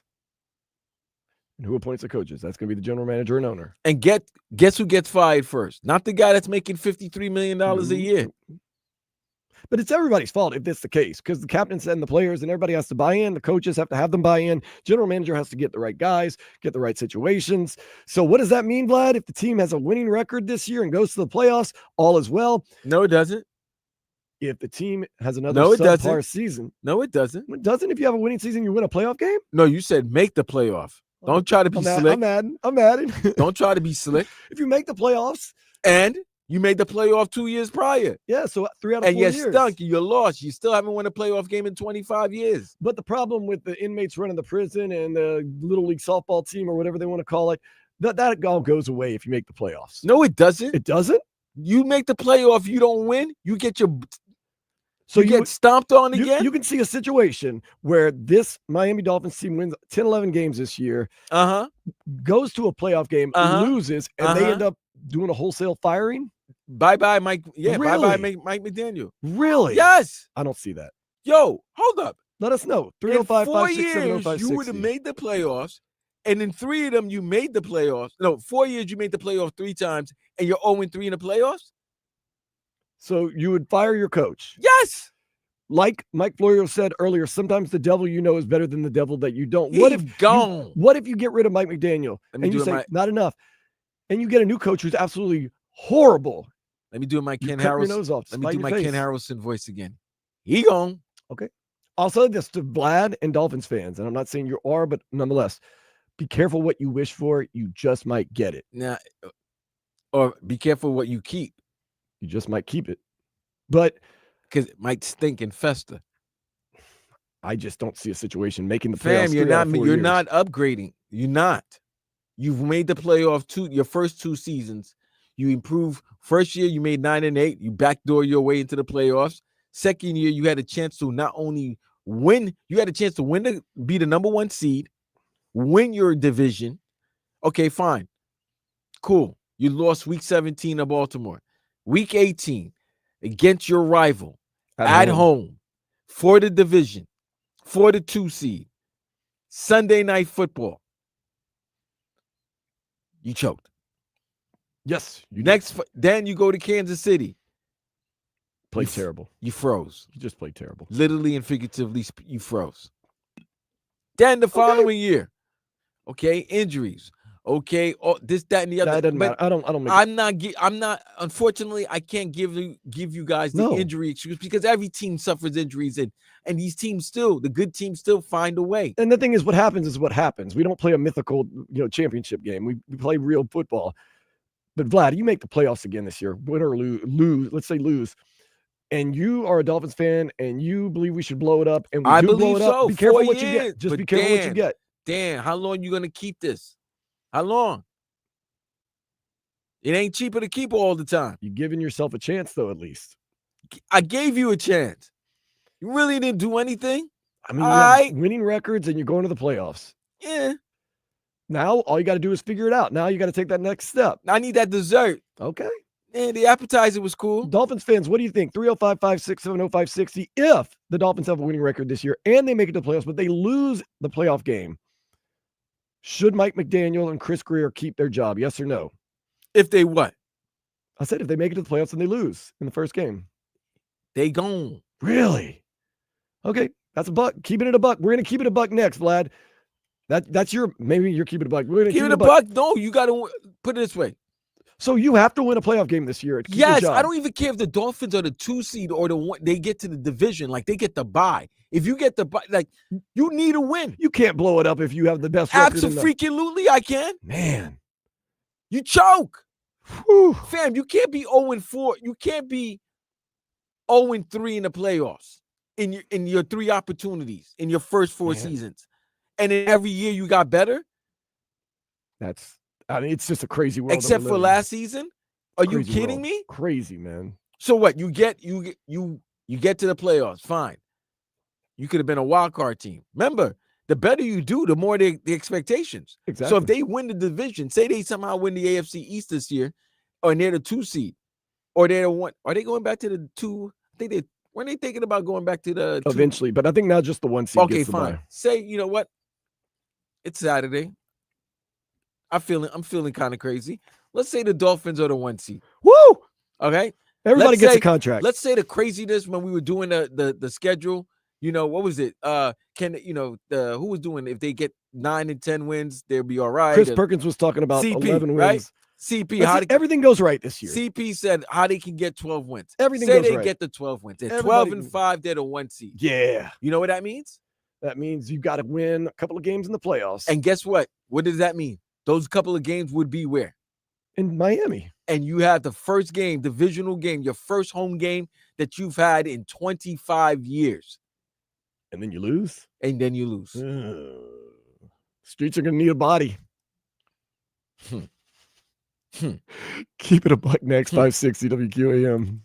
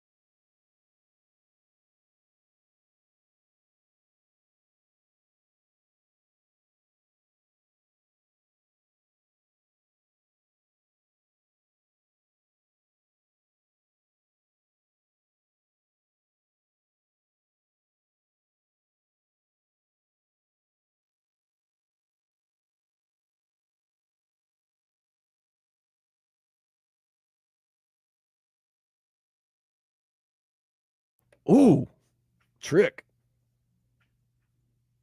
A little trick daddy roll on your bladder day. We'll get to that in just a minute too. Man, he's building me up here. Come on. Let me know what I know. What do I know, Trick? Trick daddy, by the way.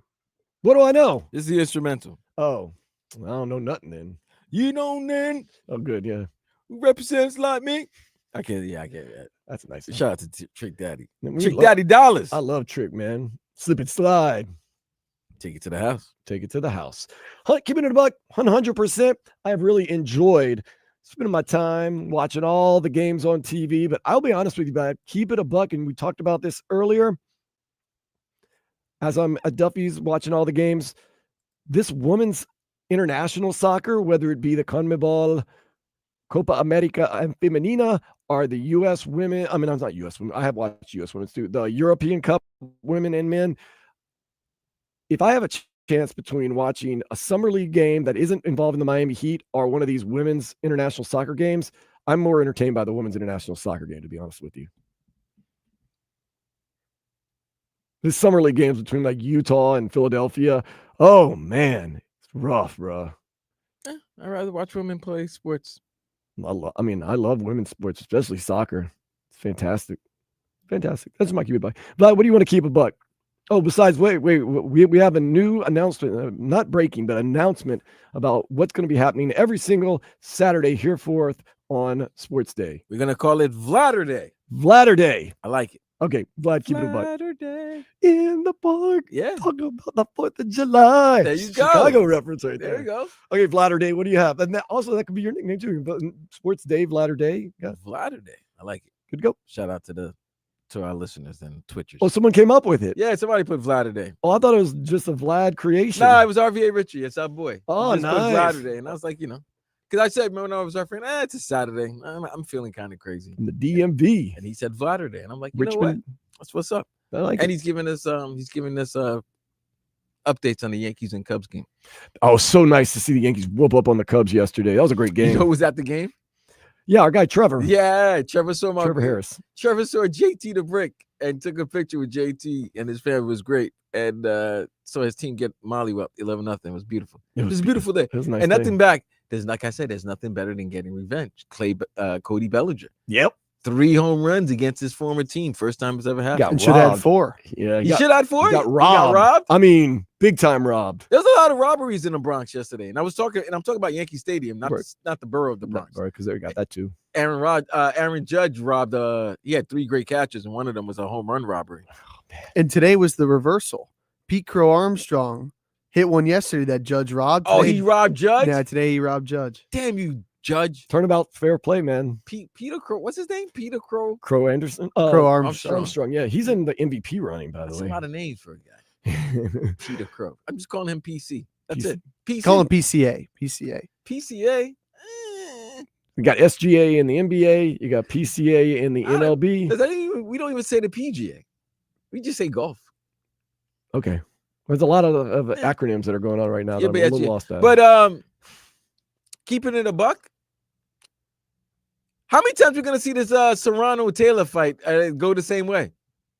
I heard it was more even last night. Fam, it was even, and 2 of the judges gave Shorty like 8 rounds to 4. It was ridiculous. To give everybody a background, the first fight, the Irish girl, Taylor, defeated Mendoza. Questionable. Second fight was right before the Jake Paul Mike Tyson fight, and everybody was watching. It was a very entertaining fight, but Mendoza, Puerto Rican, definitely won that fight. They awarded it to Taylor once again, so they were going to fight the third time and settle it once and for all. And you figured Mendoza probably should have won the first 2 matches anyway. She'll win this one once again. Split up. And is her last name Serrano? It was Serrano. I thought it was Mendoza. I mean, I'm a big fan, obviously.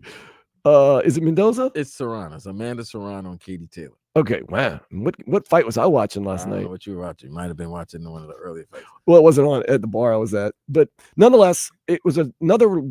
I heard it was pretty even. Listen, it Taylor should have been won. a draw. Like it really Taylor should have been a draw. I heard it wasn't a very good fight either. Yeah. The second one was awesome. Second one was good. It was blood and Yeah, I don't want to say, yeah, it was blood and guts. I just don't want to say blood and guts but There wasn't they're much athletes. guts. Yeah, this was just, whatever. This is Jake Paul affiliation. There's a lot of WWE in it. A lot of rabbit punches in there. But yeah, they gave Katie Taylor the victory. I don't want to see this fight no more. Why did I call her Mendoza? I don't know what you called it. Amanda Serrano. I don't know. I was like, wait, Serrano. I'm sorry. I was like, what does Jessica Mendoza got to do with this? Like I said, I was working last night, so I didn't get to watch it. That's why I'm here. That's why your brother's here. Yeah, no, I'm glad you got him covered. Zach Horowitz, what do you want to keep a buck? Well, we're in the dog days of the sports season, so I'll go with baseball here. And also based off last week's discussion about the Savannah Bananas. Nick Castellanos from the Phillies today called Major League Baseball All-Star Game like the Savannah Bananas because two of his teammates, Ranger Suarez and Christopher Sanchez. So I'll tell you, Ranger Suarez has a 1.9 ERA in 83 innings. Christopher Sanchez a 2.5 ERA in 107 innings. They both did not make the All-Star Game because Jacob Mizorowski, the starter from the Milwaukee Brewers, has a 2.8 ERA in 25 innings. He's played 5 games, and he's an all-star. So You don't like it? You don't like I'm it? going to keep it a buck and say a guy who has pitched 5 times should not be an all-star. I know they're trying to grow this game. He's pitched 5 times. Okay. He's exciting. He is. He brings a lot of eyeballs. So I'm sorry. You got to bring excitement. And especially to that baseball town in Milwaukee. Like the All-Star game's in Atlanta this year. I know, too. I'm just saying, but for that, what he's done for that city, and Milwaukee's been a pretty good baseball team over the last decade. No, but like over the last decade, they've been a pretty good baseball team. They just haven't been able to get over the hump. Guys like the Dodgers and so. But yeah, there's an argument to be made. I like Flash over, dude, guys that earned it. What about the guys that earned it? You kind of want what you don't want to see this kid go throw against Judge. Oh, I do. Yeah, you want to see. I do, but is he deserving to be in the game? That's the question. What's his record? He's pitched 5 games, and I was watching one. How many strikeouts he has? I mean, he was giving us. You can look at the stats. Just give us the stats. Listen. I'm a pickler for these type of things. I mean, I'm a stickler for these type of things. I said pickler. What the hell was I thinking about? You got to pickle things sometimes. Keeps them around longer. So, yeah, my mind was somewhere else. But he has 33 strikeouts in 25 innings in 5 games. Yeah, so he's averaging 6 strikeouts a game. And he opened his career with 7 no-hit innings. God. But here's the other thing. A lot of the pitchers that are pitching this weekend are not going to pitch the All-Star game because of the fact that they you know how pitchers are creatures of habit. They're not going to pitch in these next couple of days. They want to be ready for the second half of the season. So here's what I makes think it Max interesting. Fried, who's pitching today, is being replaced by his teammate Carlos Rodon, who pitched yesterday. So Fried not going to pitch in the All-Star game. He'll be there, do the smile and the hey, but that's it. So yeah, I don't mind putting the rookie. I don't mind putting the rookie in there. Here's where it gets interesting, Vlad. And most of the time you'd say, who cares if you make the team or not, or whatever. The only thing is, a lot of these guys are incentivized on their contracts if they do make all-star teams. All you got to do is make it. You don't have to play in it. But these guys who are not making it, who feel as though they were worthy of it, with the Philadelphia Phillies, maybe missing out on some type of incentive in their contract. That's why, you kind of have to ask the question. I get the pitcher from Philly because the Phillies are having a great season, and this guy, even though Zach Wheeler is the best pitcher on their team, he's having a great season. And if Zach Wheeler wasn't there, he would have been up there for the Cy Young. But I also think you want to sell to the fans that are not diehard baseball. Mm-hmm. So if I can say, hey, this is unbelievable 21-year-old kid who throws 100 miles per hour, and oh, really? Yeah, he's gonna go against the All-Star team and Aaron Judge. I know who he is. And then boom. And oh my God. Hey, it's the rookie against Aaron Judge.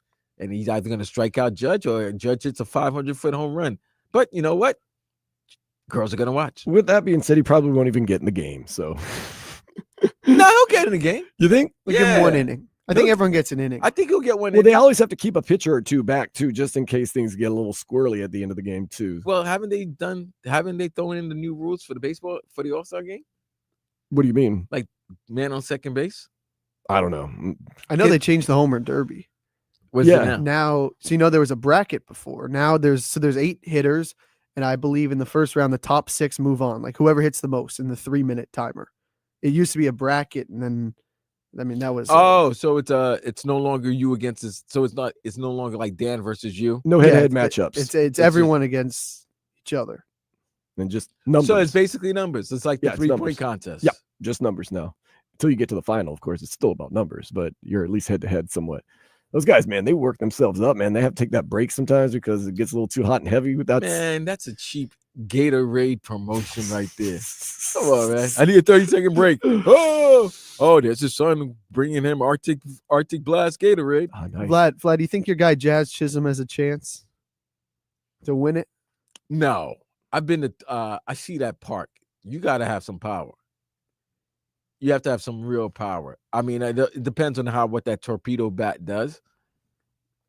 But yeah, you have to have some real power to hit some home runs in that field. Keeping it a buck. Want to hear from you. 305-567-0560. Headlines after this on 560 WQAM.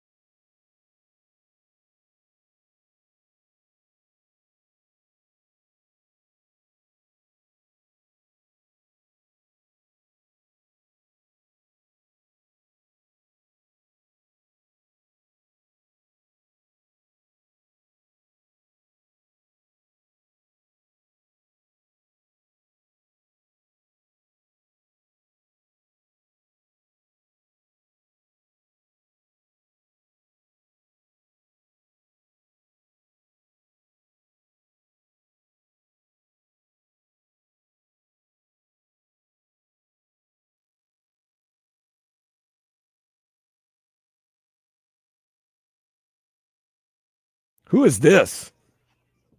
I don't recognize it. I didn't mean to ask it like that. Are you serious? I asked it in a very negative tone. Who is this? No, who is it? I don't recognize him. Who? I like the beat. Of course you like the beat. Is it Pharrell on the beat? You got that part So right. it's Clips. Look at that. We're gonna get into Clips. Is this their new joint? Well, it's one of their new joints. One of their new joints? Yes. Hold tight, man. Might have to go to that concert. We'll talk about it later. I'm definitely going. I got the album came out yesterday. Ooh, Bieber came out with an album yesterday too. That's what Yeah, someone I've told been me. clipped out. I'll probably be listening to the clips. Yes. Before. I might do that today, Let man. God sort them out. The album, 13 tracks, 40 minutes of pure fire. Album of the year. What in the hell is going on? Is it at the Fillmore? Yes, the concert will be at the They're Fillmore. saying Jackie August Gleason 12th. Fillmore. Yes. August 12th. Tickets are $82, so cheaper than Inner I Miami. am going to pay for that. All right, let me know. I am. What is paying August for 12th? Is that That's that's a Tuesday? That is a Tuesday. Might have to get sick that day from work. I am perfectly great for that. August 10th will be Dolphins Bears in Chicago on a Sunday. You know, more than likely we're probably going to be talking about that BS. Well, not the BS, but it is week 1 of the preseason, so it's sort of BS. We can meet up at my apartment, man, and we could take the free trolley down to South Beach. Or is it the one? Where's the Fillmore? Is that the one on South Beach, or is that the one No, downtown? Downtown. Let me see. I think that's the one I was thinking about. There's one downtown. Give me the location. Oh, no. The Fillmore, Miami Beach. That's a Jackie Gleason theater. I think so. If it's Jackie Gleason, that's Miami Beach. But I'm thinking it was maybe the other theater. I mean, this is the one right down by it's Lincoln Road in South Beach. Yeah, then that's it. Then it's So South Beach. I got you, man. You come to my apartment. We get ready for the concert. Take the free trolley down. It drops us off right there at the Fillmore, and then we can take the free trolley back or Uber back. It just depends when the concert ends. That's a pretty good. You don't have to worry about parking. You don't have to worry about driving. You don't have to worry about anything. I don't know. That sounds like an evening. I'm there, man. I'm there. I loved it. The album was great. Luxurious cocaine raps. It was beautiful. Man, okay. That does sound like a nice little Tuesday night. We'll dive deeper as Jesus Christ, the Yankees getting it. We're losing. We'll dive deeper. What are we doing? But no, great album. Great album. I would love for you to listen. That's what I'm doing tonight. Pharrell is back on his beats. It's one of those albums that make you realize Pharrell is one of the top 5 hip hop producers of our lifetime. He loves Miami too. Loves Miami. Loves who doesn't? High style luxury fashion. Louis Vuitton. Loves the quick ladies. The album was done in the Louis Vuitton studios in Paris. Oh, that makes a lot of sense. There are some standard hits. Tyler, the Creator. He's hit or miss, but he can hit. Oh, he hit a grand slam. He can hit, man, but sometimes he can miss. POV, he hit a grand slam. All right. I would say this is a 4.8 out of 5. Okay. So this is what I'm doing tonight. I get off of work here. I got to go get gas. I ran out of money yesterday, so now I have money to get gas. And thanks to everybody at Duffy's. Appreciate you. I'm going to get gas, and then I'm going to shower up and get ready to go out to eat. I'm going somewhere called like Amara, Amara. It's in Edgewater. Amara at Paris Hill. That sounds very nice. It's pretty good, man. There's probably going to be beautiful ladies out there. It's going to be very nice scenery. But I'm going to have my couple drinks. I sit out on the balcony, sometimes shirtless, and I'm going to just listen to the new Clips album and drink beer. And before I go get my mind right for the dinner tonight. The standout for me was POV, Inglorious Bastards, FICO. Okay. And there's one more. There is one more. I'm gonna listen to them all. There's one more that stood out to me that I really, really like. I already put it as like one of my favorites. The first joint, I'm gonna lie to you, it caught the kid. It made me cry. Made you cry? Yeah, because they're talking about the family? passing of their mother and father, damn. and it was each one, the brothers. So Pharrell took the mother, spoke to his mother, while Malice spoke to his father, and yeah, it caught the kid. I ain't gonna hold you. It caught. I understand. So yeah, to lose your parents 4 months apart is crazy. So what's the song that I was thinking? Oh, MTBTTF. That's my favorite song. My second favorite song. I'm be able to listen for it. Do you want to know what MTBBTF stands for? Yes. I couldn't guess. The name of that song is Mike Tyson Blow to the Face. I get it. The double entendre is just unbelievable. If you know anything about Clips, you know it's just one of the greatest It's one of the greatest entendres of all time. Mike Tyson blow to the face. Clean myself up real You know quick. how hard and raw and pure that is? It's rough. Man, That's it. So, yeah, there it is. hurt to Great album. breathe. Kuzan, listen to it. I'm listening to it. It's I official. just take 2 points, point one off.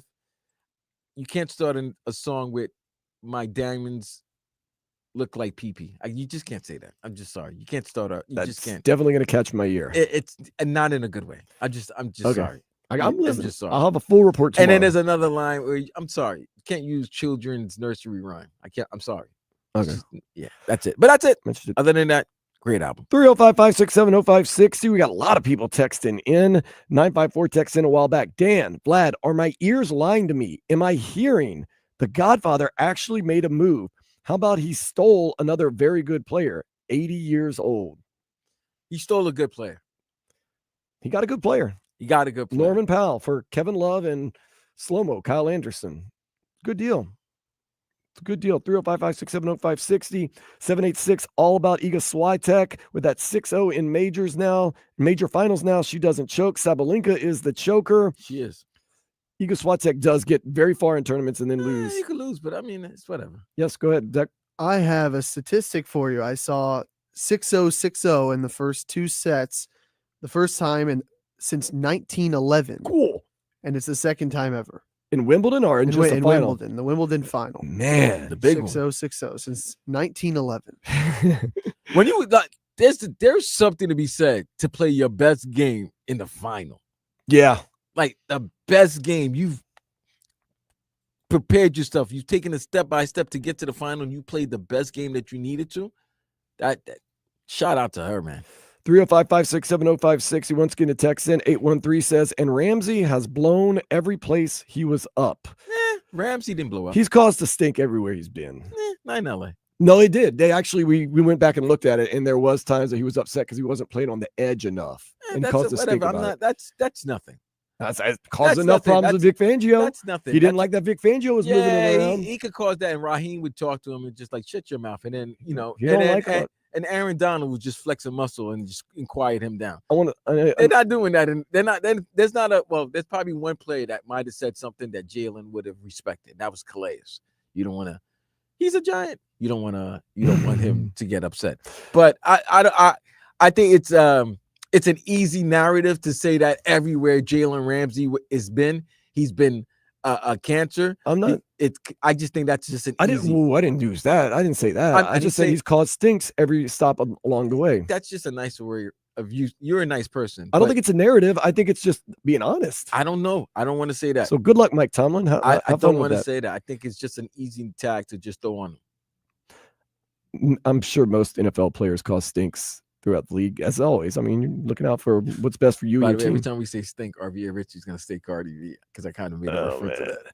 Last but not least, 786 puts in, speaking of scenery, the second day of Morgan Wallen is going to be stacked. So Morgan Wallen is at the Hard Rock Stadium. Today? He did last night and he'll do today. Well, Hard Rock Stadium is getting all their concerts in now before the season starts. I know the weekend is supposed to come. Is it Coldplay? I think Coldplay's supposed to be coming down Coldplay here. 2 nights. Yeah. Katy Perry's coming. I think the weekend's doing 2 nights as well. Pretty good. Yeah. Morgan Wallen, Uh-huh. he put on a Cam Ward Miami jersey yesterday on stage. Good chilling. I like that. But it wasn't so much for Miami. It was more. He's a Tennessee Titans fan. Yeah, but you're know going to show while you're in Miami by putting a Cam Ward. You can't. Nobody's going to boo you if you put a Cam Ward Miami jersey. Come on. That's good. Come on. We all see it. We know what happens when someone wears a Tennessee Titans uniform at Hard Rock Stadium. We end up losing. Get the Mick Foley cheap pop. I get it. I like it. We've had our season derailed 2 years in a row on a Monday night by the Tennessee Titans. Are y'all playing the Titans again this year? No, never. Get them as far off the schedule in NFL as possible. ESPN didn't care for you guys. Ruined our season twice. Marlon fell to the Orioles 5-2 yesterday. We have an Edward Cabrera update. Yeah, the Marlins might be cursed. Edward Cabrera, who is one of the more sought after pitchers in this deadline. So the starting pitcher market is thin right now anyway. And the Marlins have 2 guys, Sandy Alcantara, who we know has a 7 ERA, but people still want him New York for some reason. Yeah. And Edward Cabrera, who's pitching the best of his career, yesterday exited. He had a pretty poor outing in general, but He had 4 innings and left with posterior elbow discomfort. Oh, no. So you would assume he'd No. be on the injured list, and that obviously means that you can't trade him. So I'm a little worried. Clayton McCullough, the manager, said that they're optimistic. Obviously, that's what they're going to do. But 2 letters. 2 Glad words. I don't want to hear it. No, I know what you're gonna say. What? Go ahead. What? Well, What? when someone has an elbow and leaves a game with elbow discomfort, What? that certain things are about to, a series of events is about to happen. Dominoes are about to fall, and that person is about to. I don't want to say it. You can say it to yourself. 3 weeks till the trade deadline. Let's hope he doesn't go to the IL. That would set the Marlins back. I ain't a saying decent bit. anything. It ain't like, I'm referencing a TV show back in the 80s with a cop when, Captain Kirk decided he wanted to be a cop. I'm not going to say the first name of that cop show. What? I'm not going to say the defensive end of the Pittsburgh Steelers. I'm not going to say his name. I'm going to say that. What? I'm not going to say the point guard of the Indiana Pacers. That was a nuisance to everybody. I'm not going to say his name. Okay. Because you don't want me to say. It's not that serious. You're hoping. We're hoping, but usually it usually finds a way of being. We'll monitor the situation. It usually becomes TJ. Let's stop it. It's usually Tommy John. It Tommy usually John's is. happening. Yeah. And every time I say it's not, it ends up being. So It that's ends why up I'm not being talking TJ. about it, man. It's just Yeah. anytime you hear about that, and it's like, It ends up being TJ, and you just hope not, because we saw what happened with Sandy and how that was a whole year. You don't want. oh, that. you're still kind of recovering from it. You're right, and it's still taking him time to really get himself going. And the fact that he's been our best pitcher, the Marlins' best pitcher, like he's the only guy that McCullough trusts to go past 6 innings. Cabrera, yeah. Cabrera's. I think it's all mental now for Sandy. yeah. When he goes out there, he gets hung. It's for- 1 inning. For It's 4 always 1 inning. 4 runs in an inning every time. It's and he's always done. 1 inning. He's moving along great, and then there's 1 inning he starts getting roughed up, or he starts not. His control starts going a little His off, and then it just goes bad from there. his last start, he let up like 2 infield singles, And that was it. and then they went off for like 2 balls in the gap, and the Marlins were trailing by 3 or 4 runs before the game even started. Yeah. Okay. We'll monitor the situation. Inter Miami, they face ESPN's #1 team in their power rankings, Nashville SC. That game is at 7:45. It has been moved to 7:45, not 7:30. Guessing to accommodate FS1. You'll actually be able to watch Inter Miami if you're out about. You know why, Rick? Why? FS1 has baseball problem. So that in case baseball goes a little bit longer. So you're meaning to tell me FS1 is going to be showing actual sports, unlike ESPN, who have dog diving on That's right ESPN now. too. We don't know what ESPN is showing. Actually, no, We can't change- unfortunately, we can't change the channels here. I saw they have Dan's women's soccer on Oh, okay. FS1 starting So- at 3:00. So We would love to watch, but we can't. For some reason, we can't change the channels. The satellite's frozen right now, or at least the remote. So we've been. We had an watching IT guy here earlier today too. Mike was here. Oh, really? Yeah. and- Oh, we should have told him to change it. I didn't know you were stuck. Not that I have any problem with WSVN. We love channel 7. We do. Yeah, come on, my boy Donovan Campbell. Oh, yeah, man. DC. By the way, for 30 years, who's had better hair than Mike DiPasquale? Oh, yeah. Nobody's had better hair than him, other than Shapiro. Channel 7 had this great. Their sports guys, they're casters, newscasters, sportscasters, best set of hair. I tell you, too. And Mike Cunha, man, well, he keeps himself in shape, man. Best set of hair. Also, WSVN 7, There you go. home of Jackie Johnson, Jackie Johnson. the original weather woman. What does that mean? The original weather woman? Dude, there was a time down here. She was the first weather woman my ever? guy, there was a time down here when it still happens now. Don't get me. It's still to this day, but I'm just going back to the origins. Like, you know how X-Men went back to the origins? Origins? Yeah, I'm gonna go back to the origins. What are the origins? I don't know. The So they're origins. like my old grandpa. It's origins. Them origins. Get me The all the origins, time. boy. You know, I'm going back to the beginning. Jackie Johnson. Jackie Johnson was a weather update lady for Channel 7 from 5 a.m. And believe you me, We had an overnight show. Let's see. And, and at 5 a.m., because, we were on 2 a.m. to 6 a.m., the Dirty Boys, Joe Mark show. Shout out to Joe Costello, Mark Eisenberg, Anthony, Jamie, and Paul Bauer. I need the newscaster one. And our boy, Carlos Picari. We used to do the show, and then 5 a.m., when you're done, you're like in the last hour, you're trying to get out of here. You just want to go and listen to like some stirring at 6 a.m. There was this vision. It seemed like she came out from the heavens. She came out of Nashville, Tennessee, but she came out the heavens. I don't know if I can find her. Jackie Johnson. Now you can find her. I got OG Jackie Johnson. I've got this comedian named Jackie Johnson. Jackie Johnson weather update. Just put that weather. WSVN 7. She might put in Miami newscaster. She's no longer in Miami. She moved them to Los Angeles, and then I found her. I did see that. Okay, so yeah, KCal 9. Yeah, Jackie Johnson. Okay, this is her. Think about her, like 20 years ago. She looks like she's like 25 years old. Okay, I'm looking at the wrong person, I think. No, you look at the right person. Beautiful blonde. Yeah. That's it. Yeah, KCal 9. Yeah. How we got on this? Because she was the original of the beautiful newscasters, male and female. That's true. That South Florida had. Okay. And yeah, bro. From then on, WSVN 7, it was just Diana Perez. Yeah, a whole bunch of them. All right. Yeah, bro. All right. Am I lying? I watch a little bit. 305-567-0560. If Vlad's lying, let me know. Let us know, who's your favorite newscaster. Good.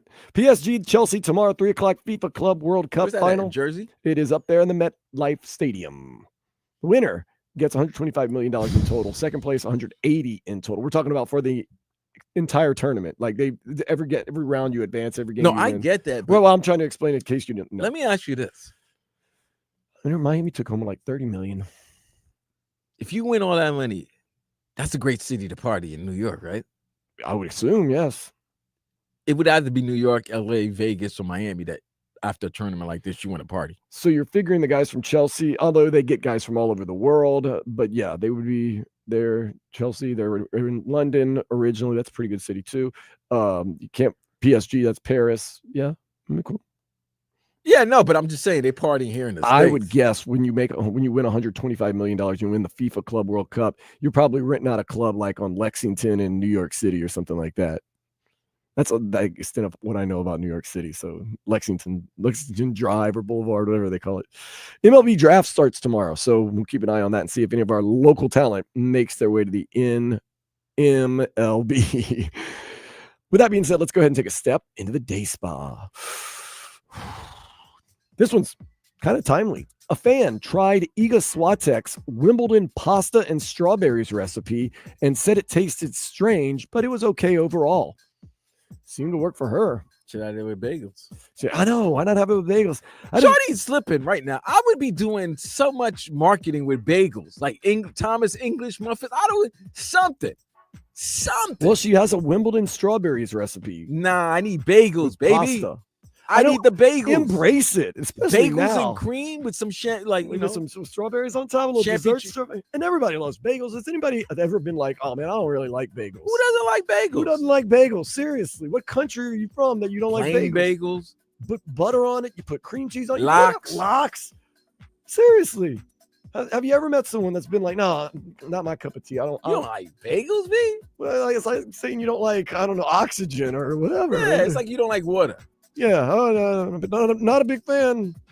Yeah, you're a weirdo if you don't like bagels. I can understand if you want to have like a weird take, like I don't like pizza. Maybe the acid from the sauce messes you up or whatever. But bagels? And you can have them in so many different ways. Yeah, I agree with you. If you don't like bagels, you're a weirdo. It's something different about you. Yeah, you're off a little bit. You're definitely different. Your mother didn't love you. Zach, you're okay with bagels, right? I am. Yeah, if you would have said no, I'd have thrown you out the room. You weren't breastfed if you don't like bagels. I don't even think that's it. I think you're off. Like, there's nothing offensive about a bagel. Then you can make it any way, all types of different ways. It can be different. You can pumpernickel, you can have white, you can have egg, you can have egg. Ham, you can make it vegan, you can do whatever you want. You can make it a sandwich, you can make it a piece of bread, you can make it a breakfast thing. I think it is a piece of bread. Well, you know what I mean? Like, you can just eat it like bread. You can put whatever you want on it. You can make them sweet. You can make them savory. Yeah, if you don't like bagels, you're a weirdo to me. I can't trust you. Is there anybody that doesn't like bagels? You can get on the YouTube or Twitch, 560 WQAM, R5, 305-5670560. We will ridicule you to no end. We'll see. Okay. Up next, are the Dolphins actually better No, on paper this year? There could be arguments being made. no, Our Dolphins might be better this year. they're not better on paper. They're not better on paper. Wax. We're going to find out next, 560 WQAM. What's that old Bible in? Sanskrit.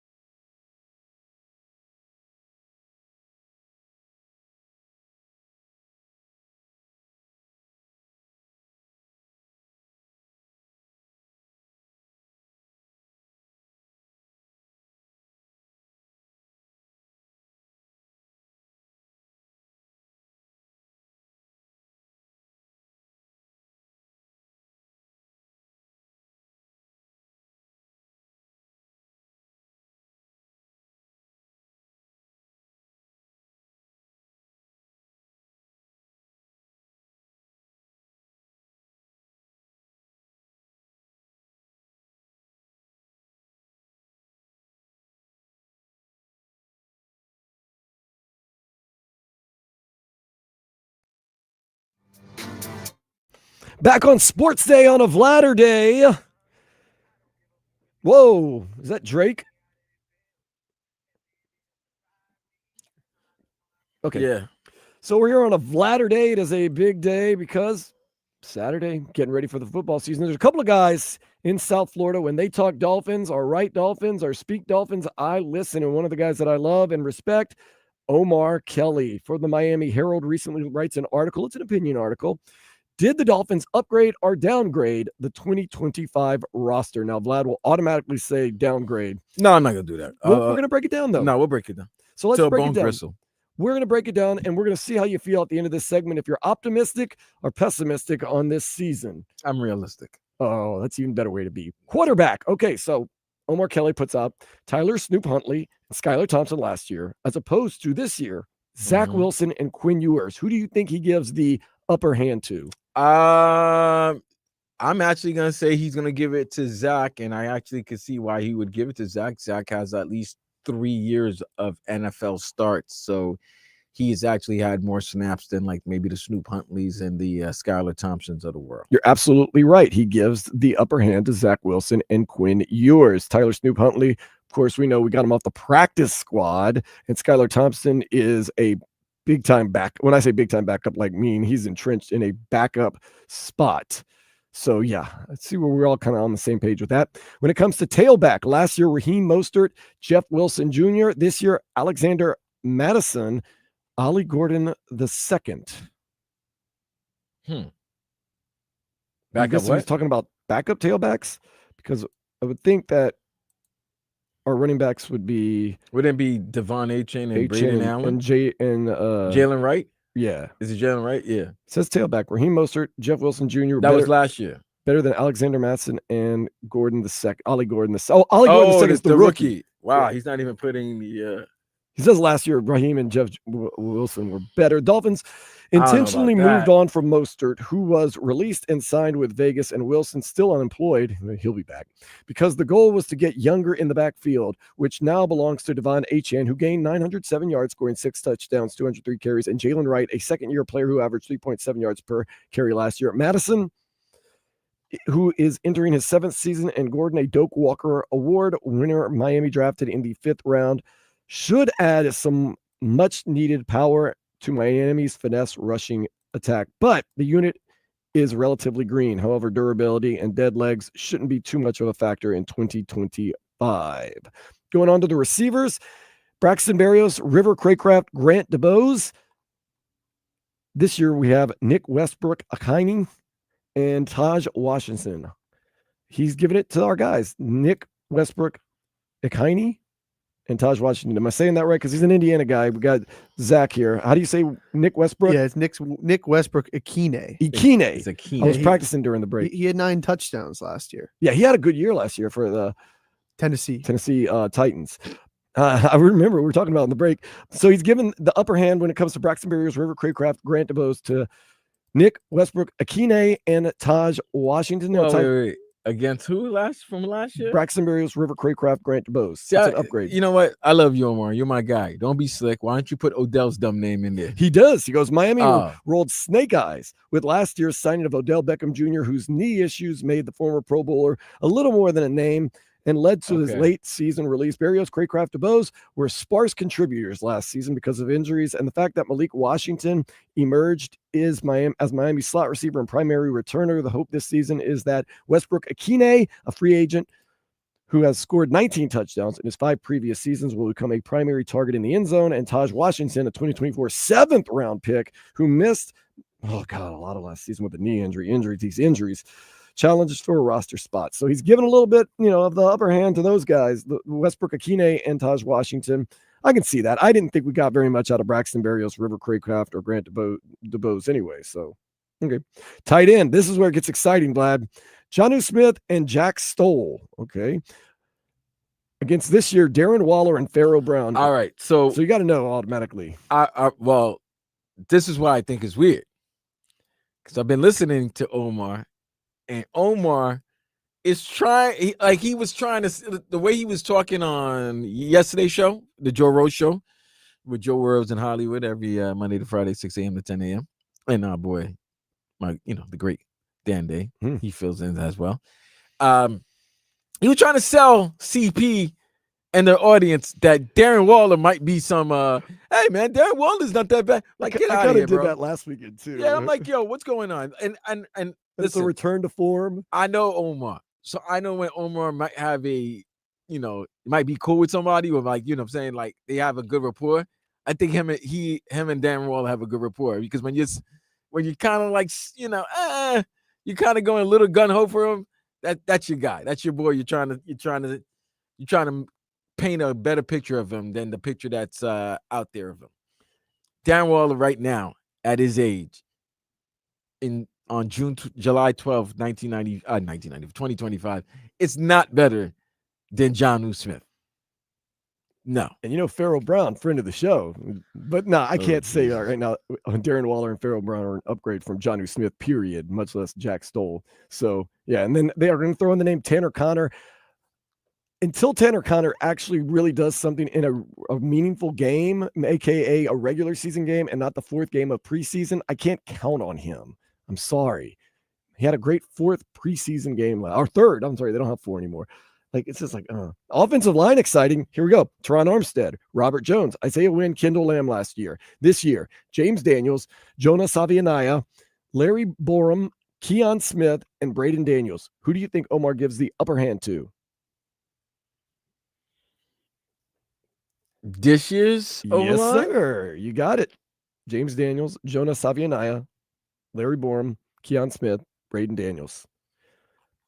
You had a banged up. Those guys were banged up last year too, but we don't know what we're getting out of the rookie from Savianaya that coming out of Arizona. So it's kind of one of those things. I don't know, why doesn't he keep putting there Teron Armstead's Patrick Paul, the guy taking over for him. Losing Armstead, man, leadership wise and talent wise, just very interesting. Defense: Calais Campbell, Deshaun Hand, Emmanuel Ogba. This year, Kenneth Grant, Jordan Phillips, Zeke Biggers. That's our new favorite now. Last year was Storm Duck. This year it's Zeke Biggers, Ben Steele, and Matthew Butler. Of course, he's going to give it to the Clay. Rightfully so. Calais Campbell, Emmanuel Ogba was good last year.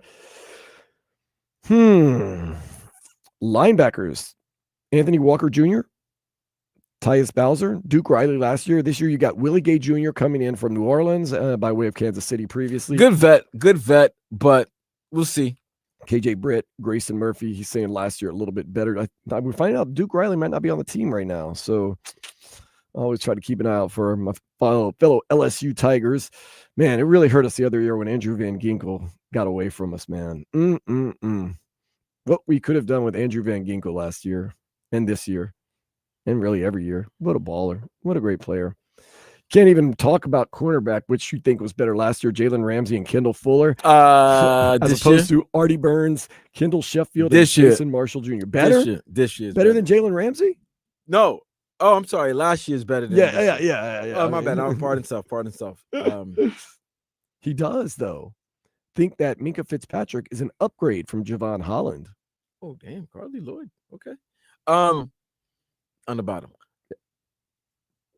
There's no way anybody with any sense, after we just talked about Asante Samuel Sr., talk about the Dolphins secondary situation, is going to say that this year's secondary is better than last year's secondary. No, we're not doing that. Cornerback, at least. I don't know if you would take Minka over Javon. I would. And, I know Javon, I don't know Minka, but from a strict talent standpoint, and I'm not saying Javon isn't super talented, I just think Minka Fitzpatrick is one of the premier safeties in the league. Although a lot of his numbers have been down over the past couple of years, but we needed someone like that, especially with Javon now gone. We needed somebody like that. So I think it's an upgrade. So all in all, do you believe that this year's O-line is better than last year's? I don't believe that. You can't lose a all-pro and a guy that, let's see. Maybe Omar will convince you otherwise. No, you ain't convincing me nothing. I want to convince myself too. No, it's easy to you always want to believe in optimism. So it's guys, losing Armstead, who served as a pillar of granite at left. Beautiful writing, by the way. Oh, come on. I really do. The guy can write. I never thought about a pillar of granite at left tackle when healthy the past 3 seasons to retire will hurt. But Armstead could only play so long on one healthy knee. Dolphins drafted and invested in Patrick Paul, a 2024 second-round pick, all last season preparing the franchise for this change at left tackle. Miami ideally upgraded at both guard spots if James Daniels returns to the player he has been the previous 7 seasons, coming off that Achilles injury, which has me a little bit scared. And Savianaya, a 2025 second-round pick Miami traded up to acquire, performs like one of this draft class's elite offensive linemen. The biggest issue surrounding Miami's offensive line is the lack of depth. Losing Lamb to the Eagles, Jones to the Cowboys, and Wynn, who remains unsigned, waters down the unit. The hope is that Borum, 27 NFL starts, Smith spent last season rehabbing a knee injury he suffered in the preseason, Braden Daniels, 2 seasons of NFL practice squads, and your favorite, Vlad, Liam Eichenberg, 52 starts, can become adequate reserves, but Miami will benefit from supplementing this unit more considering its struggles weighing down last season's team. So you're asking everybody just perform better. Isn't that what we always ask everybody? That's what every year you should be asking people to do. Now I did that with Isaiah Wynn currently just on the market. You never know, might be able to bring him back. That would help with some depth. Have he and Liam Eichenberg coming off the bench. So it sounds like the upfront guys are good, as we just don't have any depth on the offensive line. Which has always been the problem with this team since Mike McDaniel came to South Florida when he became head coach, because we were always saying that they don't have depth. That's why when starters got hurt, there was always a skepticism about, can this team continue? Right. Can this team move forward? Because there is a drop off from 1 to 2. Yeah. And we are going to get injured. There's going to be injuries. It happened with backup quarterback. It happened with receivers. Yeah. You saw when Tyreek was hurt that you would have thought Odell Beckham could have come in and, nope, that didn't work out. It's happened defense as well. When the linebackers get hurt, they attack the second linebacker. Who was it? Was it Baker? 2 years ago? Baker? Right, when he got hurt. Yeah, and then you could see the drop off when he got hurt. Dolphins do draft okay. Their starters are good. They have good starters. It's just, can they develop the backups? Like Bill Belichick said, Super Bowls are won on the bottom third of the roster. Your starters are always should be theoretically very good. But when they get hurt, can you have is there a guy that can hold the fort down for 3 to 4 weeks or maybe 6 weeks, just for however long it will take till your guy gets back on his feet? It's the question we'll be asking and we'll be seeing as soon as this season starts at the beginning of September. Get ready. But what about you? Do you think this team is better on paper than last year? On paper, I'd say about the same. So now it just comes down to health and execution. It's about the same. I mean, on paper, really, last year's roster is better than this year's roster. On paper. Yeah, because you had Teron, you had Jonnu, you had all those guys. Right. So on paper, because of what was expected after that 11-6 2023 season. Let me see. Minkah Fitzpatrick upgrade, I'm just going to say, from Javon Holland. Okay, it's a cornerback. It's not so much of an upgrade. Cornerback, it's not even close. We're not. You were better last year than you. Yes, okay, yes. O-line, you were better last year, because I don't care what you said. Even if it was one leg, Teron Armstead is better than 90% of the offensive linemen in the Miami Dolphins. No, you know what? BS. Other than maybe Austin Jackson, Teron Armstead with one leg is better than all the offensive linemen the Miami Dolphins had. Defensive line probably a little bit better last year. Offensive line, I'm going to say it's even. And that's understand what you said about the defensive line. They're better than last year, and people would have thought going into last year that the defensive line took a step down because they lost Christian Wilkins. Yeah. So the fact that Calais came in, held it down. There was no drop off. As a matter of fact, him and Zach Sealer was like one of the best 1-2 punches. Yeah. So then, and then now, okay, maybe you bring Bradley Chubb in, but Is he going to be fully healthy? You're bringing Jalen Phillips back.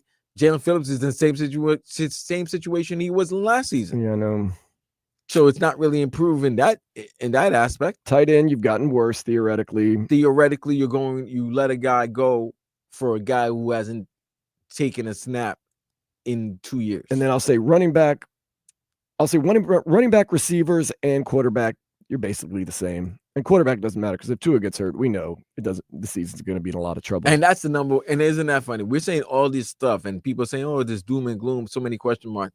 But the number one question is, can you keep number one healthy? You keep number one healthy, everything we're saying has a chance to be disputed. It's marginalized, right? Somewhat. Because if number one is up and they're giving him the time and he's able to get the ball to the weapons, that's great offensively. Now, still doesn't let me feel. Dolphins could be a team that could lose 38-35 shootouts, or they could lose game 17-13. 10-9. Oh, it could happen. You remember that first? I was just reliving last year and looking at the scores. Remember that first New England Patriots game? It felt like there was like it was just a terrible game, but it just felt like it was played in like a gray cloud. Which game was that? That was the one where the guy's heel came down out of bounds and the Patriots would have won, and we ran the ball with Alec Ingold the whole second half. Oh yeah, but you needed that win. I know, no, but I'm just saying. Remember how like just archaic? It seemed like it was a game from the 1930s. Well, but I gave him credit for that because he actually used his head. Yeah. And instead of trying to force his things that you can't do with the weapons you have, he adjusted, and it was the first time he showed that he actually can. He's actually willing to adjust. We're going to have to do some adjusting this year. It looks like it's going to be one of those interesting years. Up next, going to do something or nothing on 560 WQAM.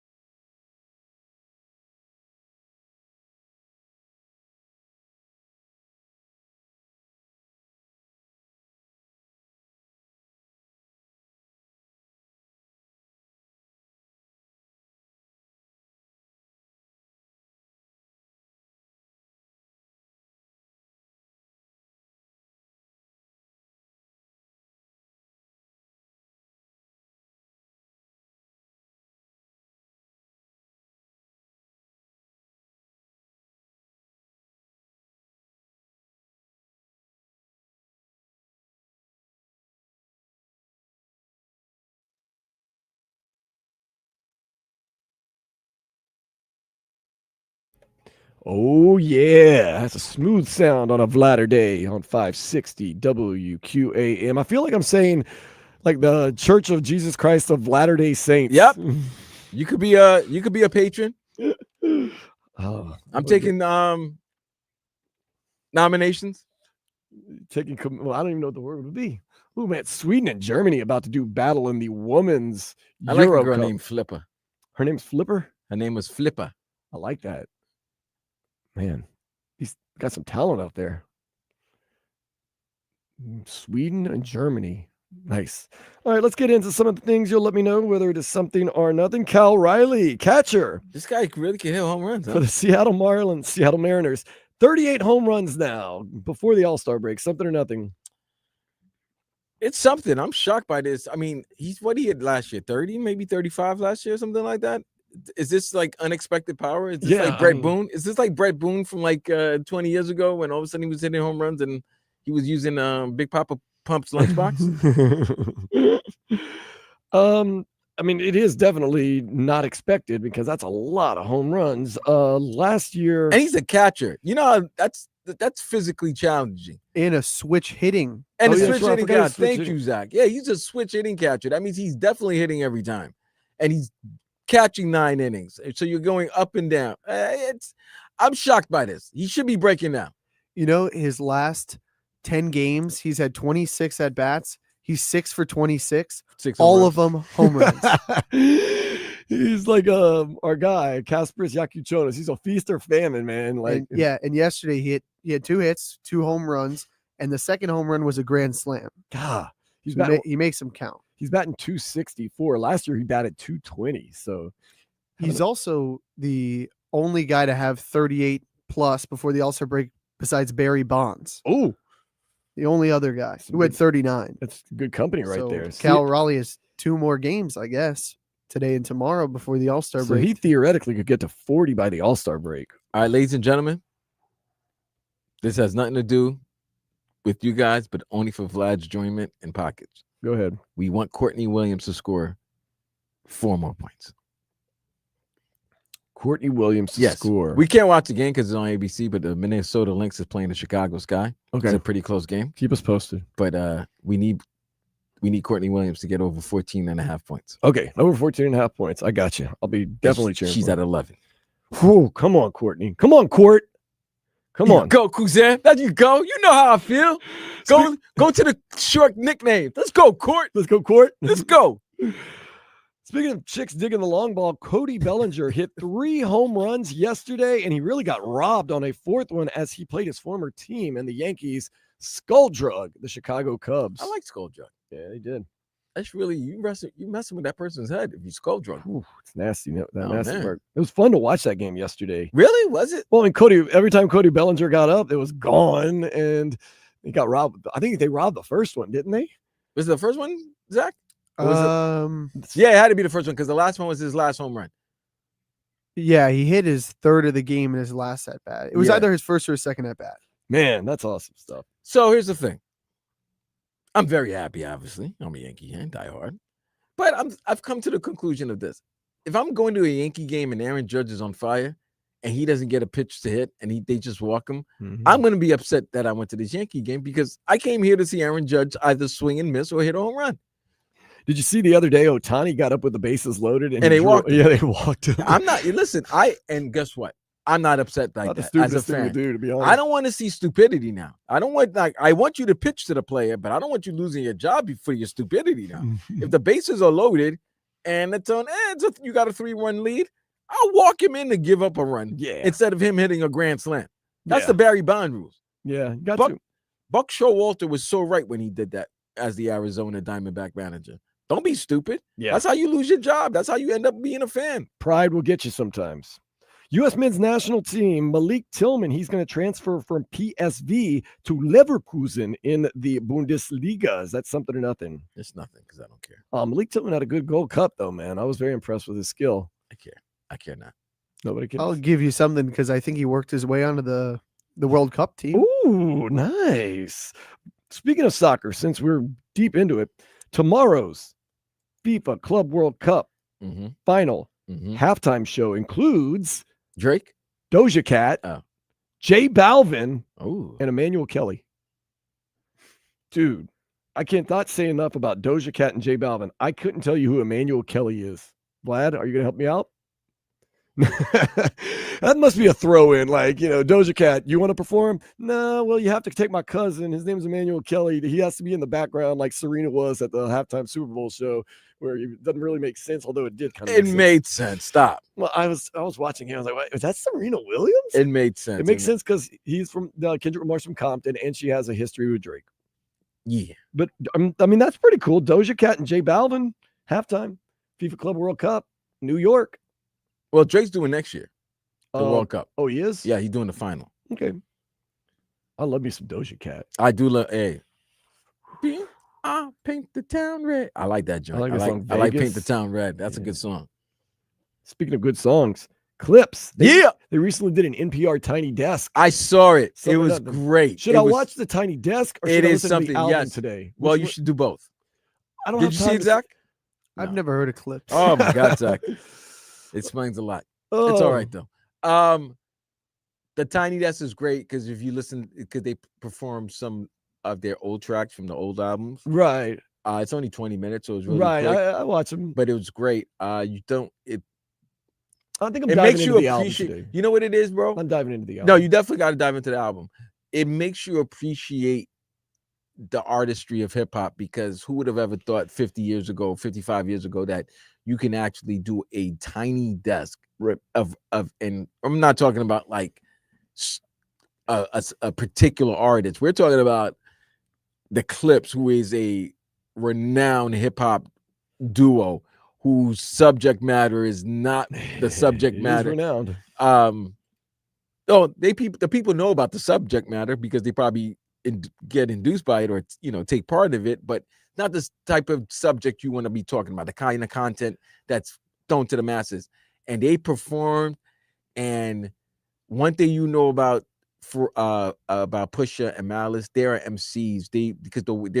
They're rappers. The way they enunciate, the way they capture the crowd with just their words, their mic skills, they're MCs, and you appreciated that while you're watching this Tiny Desk performance. I do like that about Tiny Desk. It strips away, especially in something like the rap world, which has a lot of production value on it normally. It kind of strips it away, and it kind of what would be the word? It makes it a little more exposed and maybe a little more vulnerable. When I say vulnerable, meaning that it's not all covered up with beats and you can hear the rhymes. It's more of a song as opposed to a big production. So I'm definitely going to dive into the album, but if I get some time, I'll get into that Tiny Desk. People in upstate New York are told to be on the what's the word? I wrote it wrong. To be alert because there is a cougar loose on the prowl. How old is she? They didn't say. Got to watch out for cougars. I love cougars. Okay. You got to be careful. Zach, you really need to be careful, man. Don't get sucked in. Cougars can hurt you. You're dangerous. Oh my The God. two-legged or the Hey, we're not getting into the details. We're not getting into the minutia of that one. Let's keep it with animals. A bear, this is no joke, showed up at a Big Sean concert at Red Rocks in Colorado earlier this week. Was that Kanye? It's a big bear, man. The Yeah, bear. it might be Kanye trying to get revenge for all the stuff Big Sean's been talking about. Oh, really? Big Sean's been talking? I mean, yeah. What would you do if you saw a bear at a major concert? Well, if I see a bear at a major concert and I'm Big Sean, I'm thinking it's Kanye. You should throw him a spliff. Or some cocaine. But the bears got a bad they got a bad addiction with that, man. Last but not least, Vlad, you'll like this one. A guy admits to sexting to his AI, falling in love with the AI, but now, like a real woman, the AI is ghosting him. Something or nothing. Can't even keep your AI girlfriend. Oh my God, this guy. He still lives with Mama? Yeah. Is his favorite meal meatloaf? I'm sure whatever Mama makes. His favorite meal is definitely meatloaf. Ma, the meatloaf. Definitely. Come on, man. You fall in love with your AI? That's got to be a strike 3, right? Let's see, Zach. So strike 1 would be sexting your AI. That's terrible. Strike 2, falling in love with your AI. And then the biggest strike of them all, getting ghosted. He lost the subscription, I guess. She gets you, man. That right there. You have to really, if you're that guy, look at your life and be like, I am and I'm not going to use the word, but bleeping loser. You're definitely a loser. Oh, for 1 strike, that's pretty bad. 2 strikes, really bad. 3 strikes, though. Try to stay positive, though. Get back on track with some headlines next here on Sports Day 560 WQAM.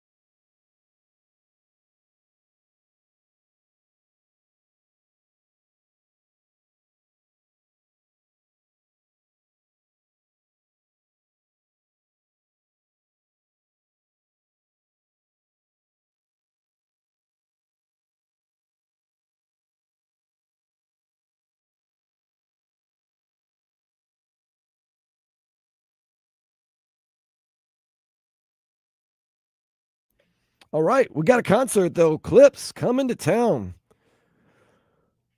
I'm asking, are they going to have an opening act? But I don't know if Clips. I don't care for an opening act, bro.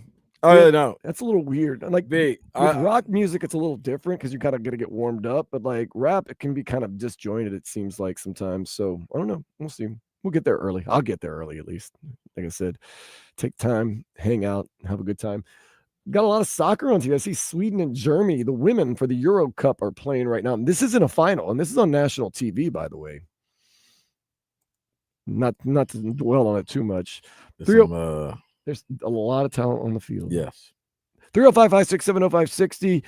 305 text in channel 6. Weatherwoman Larissa Abreu is the baddest of the news, hands down. I don't know about the current rosters now. I haven't really paid attention to them because I'm probably either working or doing things. But I'm just going back to 20-year-old Vlad, the 20s, and working at the station. Yeah, I've been part of the station for over 25 years. In some shape, way, or form. And there was Dan, let me tell you this. There was a time when Playboy was looking for the hottest weather women in the world. That's how it really all began, because we were talking how great, obviously she was great doing the weather, but she was obviously aesthetically pleasing to the eyes. And then all of a sudden Playboy started doing search for the most beautiful weather woman. I think Jackie did win, but I don't think she posed. Somebody was texting in saying that she never actually worked here in Miami or Florida. She did. They don't know. Vlad has pictures. They don't know what they're talking 954 Dunkin' Donuts bagels suck. No, we're not talking about specific bagels. We're talking about bagels in general. Does anyone not like bagels in general? It's hard to believe that there's someone that doesn't like bagels. I mean, you could say I don't care either way. That's still a little weird, but to say that you have a distaste for bagels, that's interesting. Whew, let's get to some headlines real quick. I'm tired of talking about bagels. Unless it's Iga Swiatek's bagels. She dropped double bagels. Iga Swiatek had one of the most dominant, not just Wimbledon, but finals performances of all time. Double bageling, 6-0. 6-0. Unfortunately, it came at the hands of an American. Her name is Amanda Anisimova. So Iga Swiatek. The gentleman's final will be tomorrow. Carlos Alcaraz and Yannick Sinner dueling it out at 11 o'clock. I've noticed this about Novak Djokovic. In his elder part of his career, he's not invincible. Like, he still beats a lot of people, but he will lose to someone like Yannick Sinner every once in a while. And he will go down a set no matter what. And then he'll come back. But he will get tripped up nowadays, as opposed to in the height of his career, where it was tough sledding against one Novak Djokovic. But yeah, I'm sure a lot of people were I know a lot of people were excited about Yannick Sinner versus Novak Djokovic the other day, but two very quote unquote unlikable guys. Although I think Novak's kind of overcome that. Yeah, because he's dancing with his kids. They're doing that stupid. Well, as you get older, let me tell you this: if you're a great player and you're polarizing, they'll hate you in their prime. You'll be love-hated in your prime. Kind of like the Panthers being hated now in their prime. We're gonna talk about that next. It's different between teams and individuals. Right. I understand. You understand? It would be more so of Sergey. You know what I'm saying? If it was Sergey, because Sergey's such a nice guy. Put it this way, Sergey, I would say Sergey's like Mariano Rivera. If you hated the Yankees, you hated the Yankees, but there was no reason for you to hate Mariano Rivera, because they were such a nice guy. They're not prima donnas or anything like that. They're just really good and quiet at what they do. It's like you hate Duke, but you're all right with Cooper. It's Flag. almost so. Not to compare them in their careers, but it's just a good reference to use. It's like Kobe.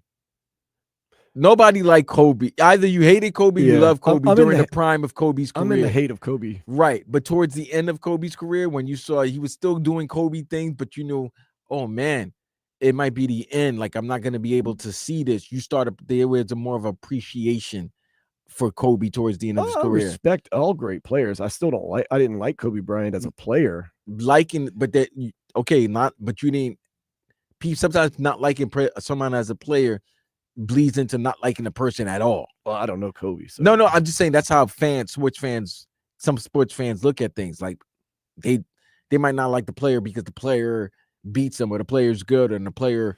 I understand. Like but, you don't like, but you don't might not like Shaquille O'Neal, but you kind of admit it's pretty cool when he sees like a single mother at a store and buys her a computer so her kids can, do some studying at work and, fills up a 18-wheeler full of food for people that are going through hunger. Like you can admit that's pretty cool, whether you like Shaq or not. One of those things. It's what you start appreciating the play because like you said, even if the athlete is doing it against your favorite team or favorite player, as you get older, you start respecting and admiring what you saw, what the person has done, what the athlete, that superstar has done. And your hatred towards them might not be in full effect. Do you respect or admire Bill Belichick? I always do. Okay. Yeah. I like his girlfriend too. I think she's cool. I do. It got me to a point, even like year 18 of Brady, I was like, you know what? Enough, Vlad. Like, damn it.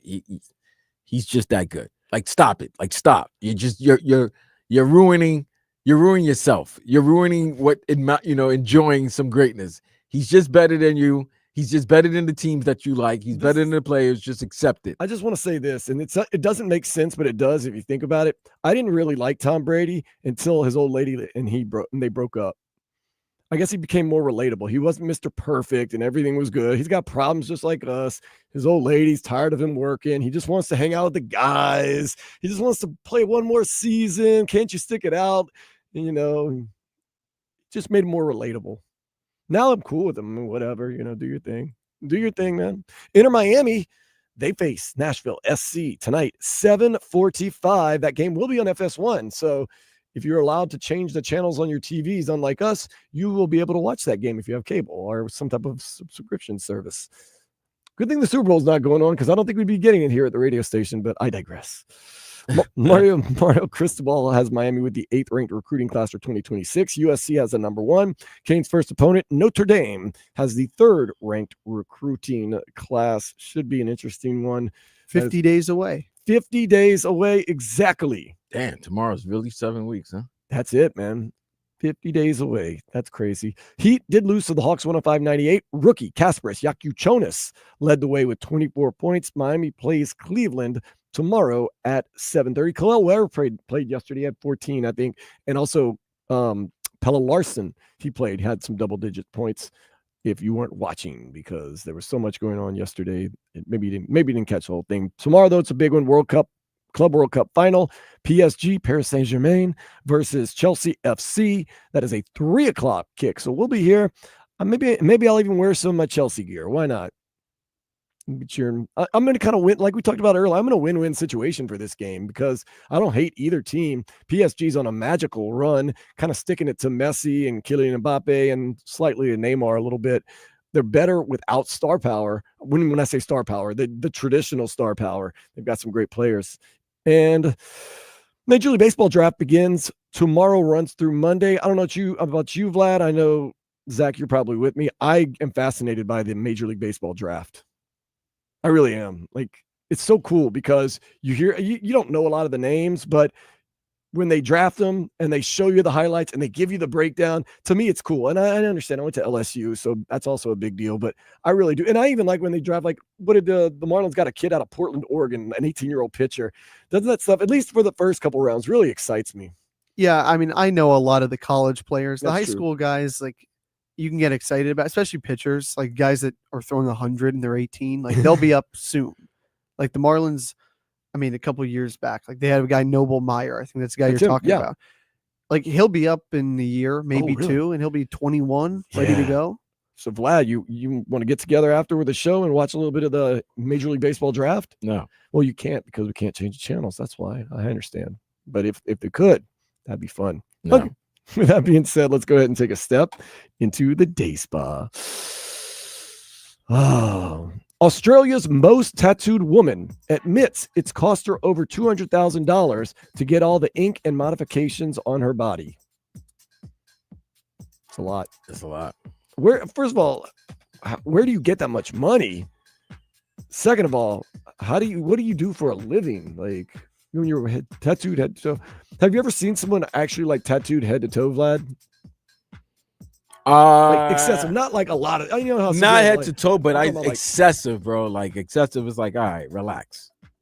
Zach, is there anybody wandering around the Midwest at the University of Indiana in Bloomington that is tatted up? And when I say head to toe, I'm talking about forehead, eyeballs, neck, shoulder, sleeves. I don't know. I think the coolest guy I've seen was Birdman back here. in Oh Miami. yeah, Birdman he was almost head to toe.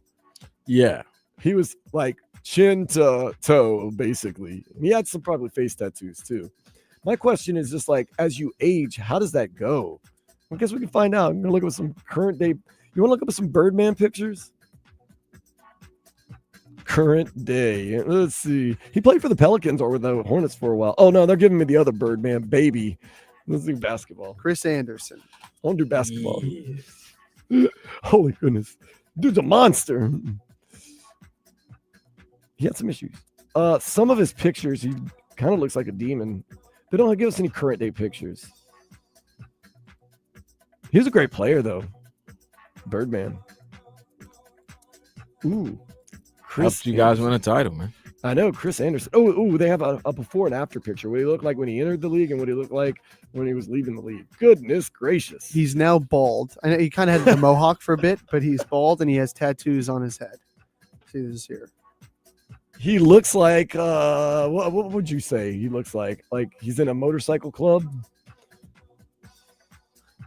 Needless to say, it looks like if he walked up to you in a bar and was like, "You got a problem?" I'd be like, "I'm cool, bro. Cool. You need a beer? You need something?" Oh, actually, you probably shouldn't offer Chris Anderson a beer. Man, hockey world is hating. We were talking about people hating on the Dolphins all this week. The hockey world is now hating on the Panthers. We'll see if it's warranted or if it's just hate. It's not warranted. Drinking that haterade. That's next here on 560 WQAM.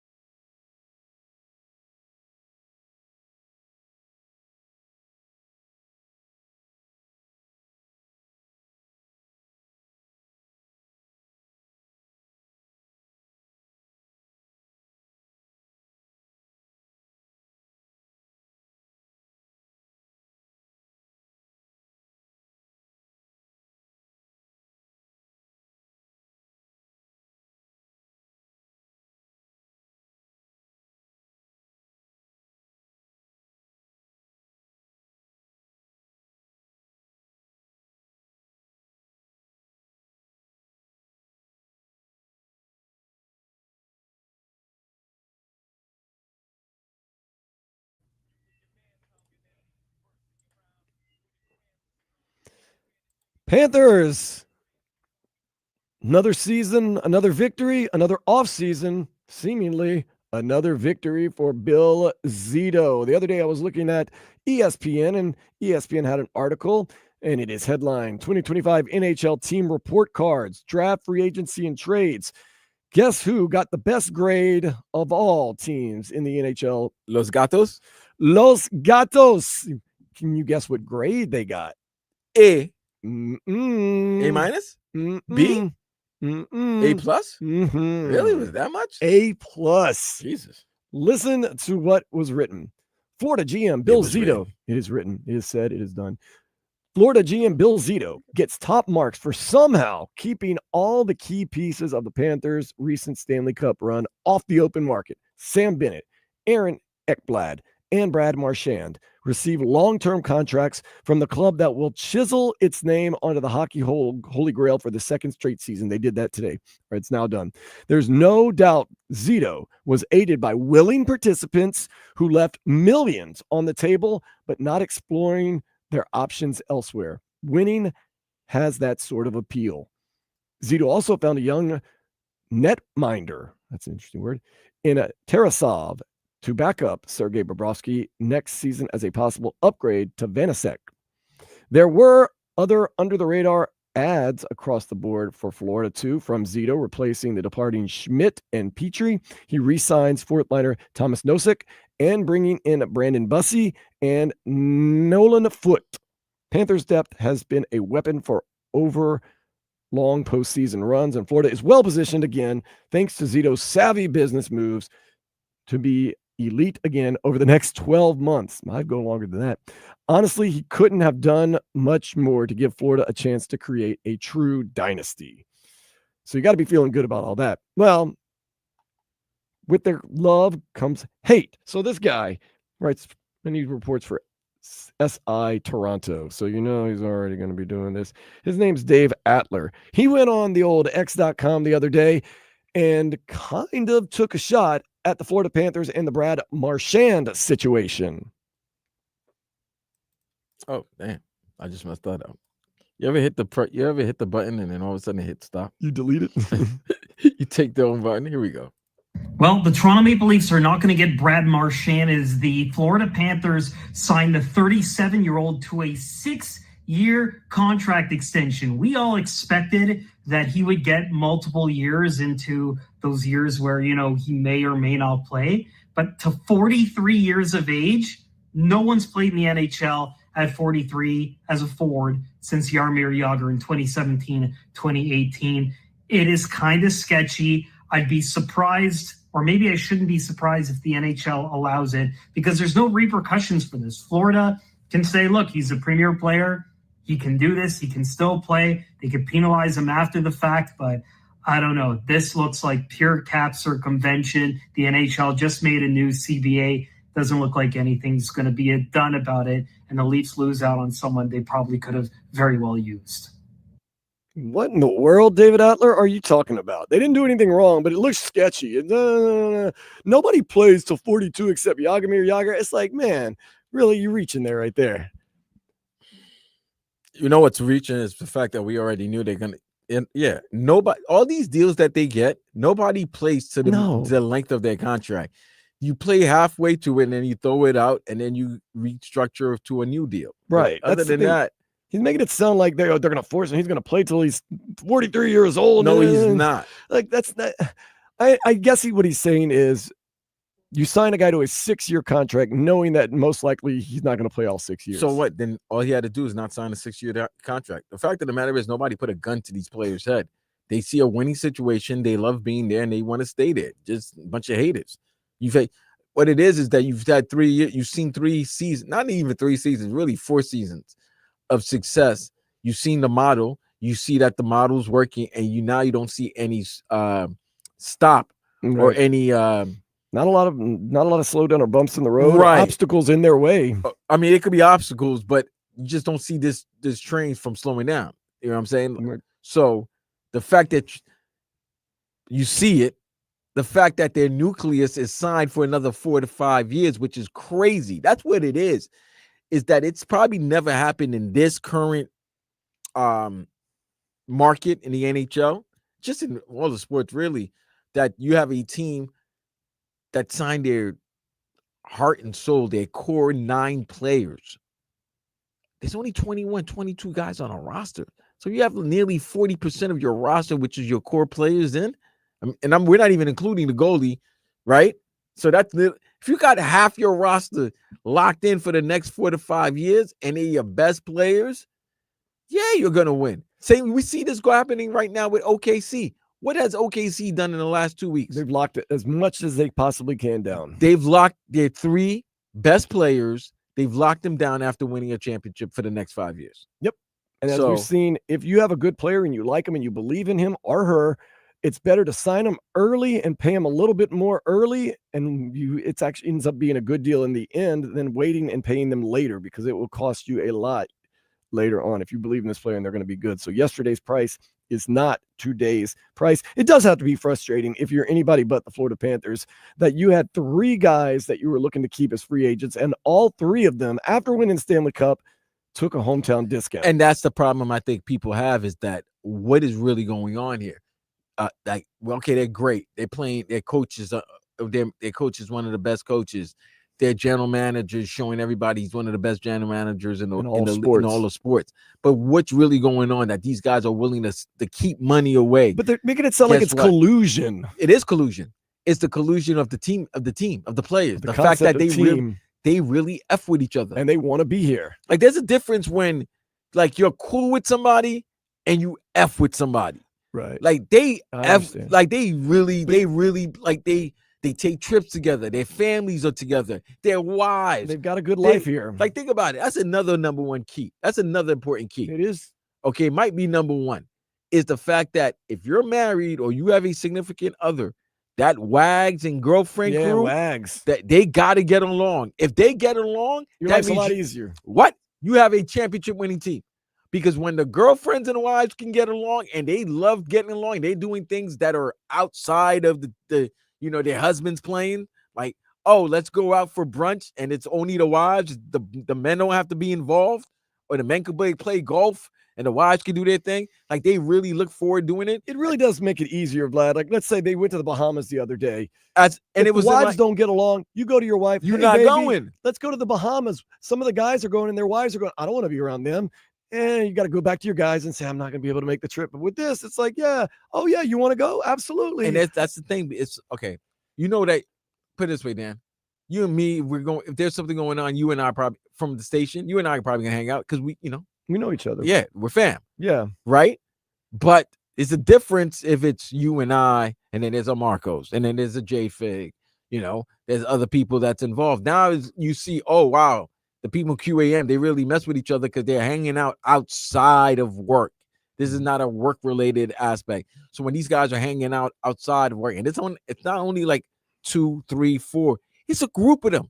It's like maybe more than 10. They hang. They really hang. And they love hanging out with each other to the point they live in the same community. That's another thing.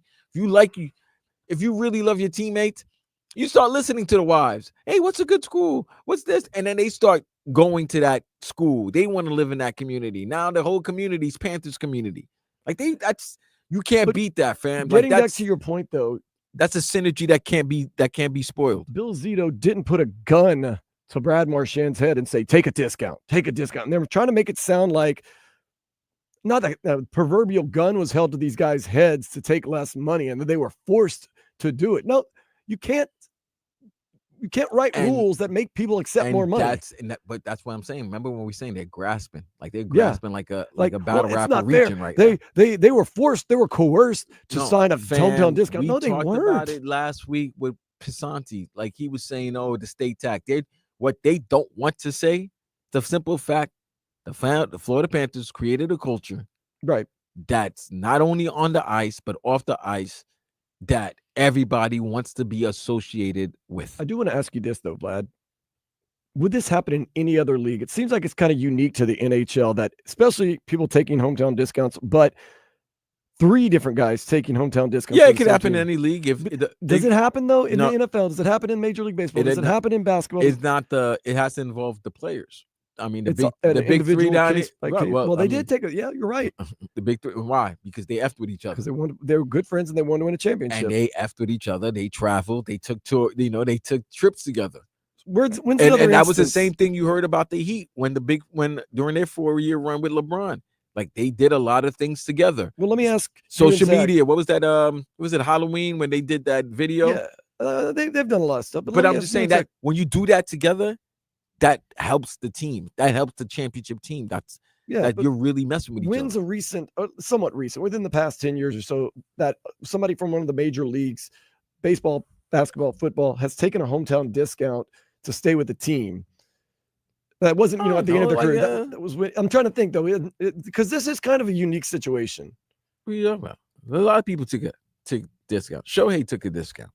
You could say Sandy Alcantara took a hometown discount. Whatever. I mean, you want to bring it local, okay. I mean, Shohei, it's hard with the money he's Aaron getting Judge paid. took a hometown discount. Did Aaron Judge take a hometown discount? Yeah.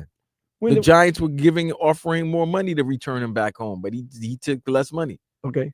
Like people take hometown discounts but what we think is a hometown discount is not technically necessarily a hometown discount. Like 9 years 360 and 9 years 370. It's a little bit, you know what I mean? It's like, do I really want that extra $4 million and not be part of the Yankees or not be part of the Lakers? People take discounts. Okay. Even the other day, I think it was 2 days ago, Mackie Samoskevich, who was a rookie, didn't even play in the playoffs after the first round, I guess it was, for the Panthers. He signed 1 year, $775,000, which is the league minimum, just to stay, because they didn't have the money to pay him right now. They'll figure it out later. They push it off, have him. He agreed to a prove it year. Bill Zito's going to pull him aside and say, you prove how much you're worth. He's going to play a whole year in Florida. He'll play through the playoffs this coming season as well. And then you see where you go from there. More reason to tell you this. You are witnessing something that is very, very special. Enjoy it while it's here, because this does not happen very often. And to be part of a fan base of a team that does pretty much seems like everything right, it's pretty special. And Vlad, you've been a part of some magical runs. You were part of the Big Three, the U, when they had their great football team. No, I was a part of the Big Three. You weren't part of the Big Three? No, where were you? I was in LA. Okay. I was in LA.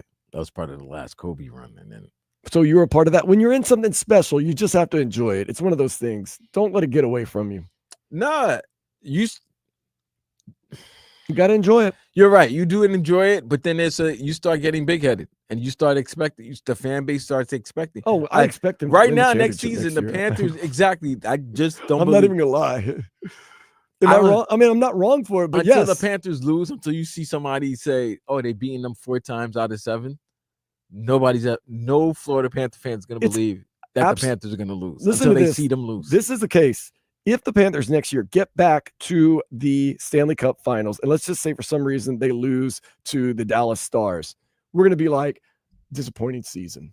Imagine if you had said years ago that we'd make it to the finals, but we were going to be disappointed if they make it to the finals and lose in the finals next year. Would you, Zach, would you be upset, disappointed? Well, I guess it's still a success. It's hard to win 3 in a row. I know it's but I've already kind of put in my head, maybe this is bad, but I put in my head that they will win it within the next 3 years. Yeah, again, they will win one. Yeah. Vlad, would you be disappointed? Would you kind of say like, man, this season kind of got away from us, even though you probably came like a game or two away from winning the Stanley Cup for the 3rd time in a row? Is this your expectations? Yeah, like, all right. I would still, I wouldn't look at down. I'd be a little bit better. No, I'll be down, but it's like the Kansas City Chiefs. Yeah. You know what I'm saying? It's almost to the Chiefs. They have to get to the Super Bowl winning. Like when you get to that point, when you become a dynasty, winning is not even, you're not even enjoying the winning. No, it's the pressure of winning. You just enjoy all right, I accomplished what I needed to do, but it's not like, oh my God, I won the championship. It's like, oh, okay, I achieved my goal of defending the championship. It's not like you're going crazy. You're right. The pressure is that it's like, okay, I did what I was supposed to do. Everybody else is going to be celebrating, but now it's like I did what I was supposed to do. That's why I appreciated the players having fun.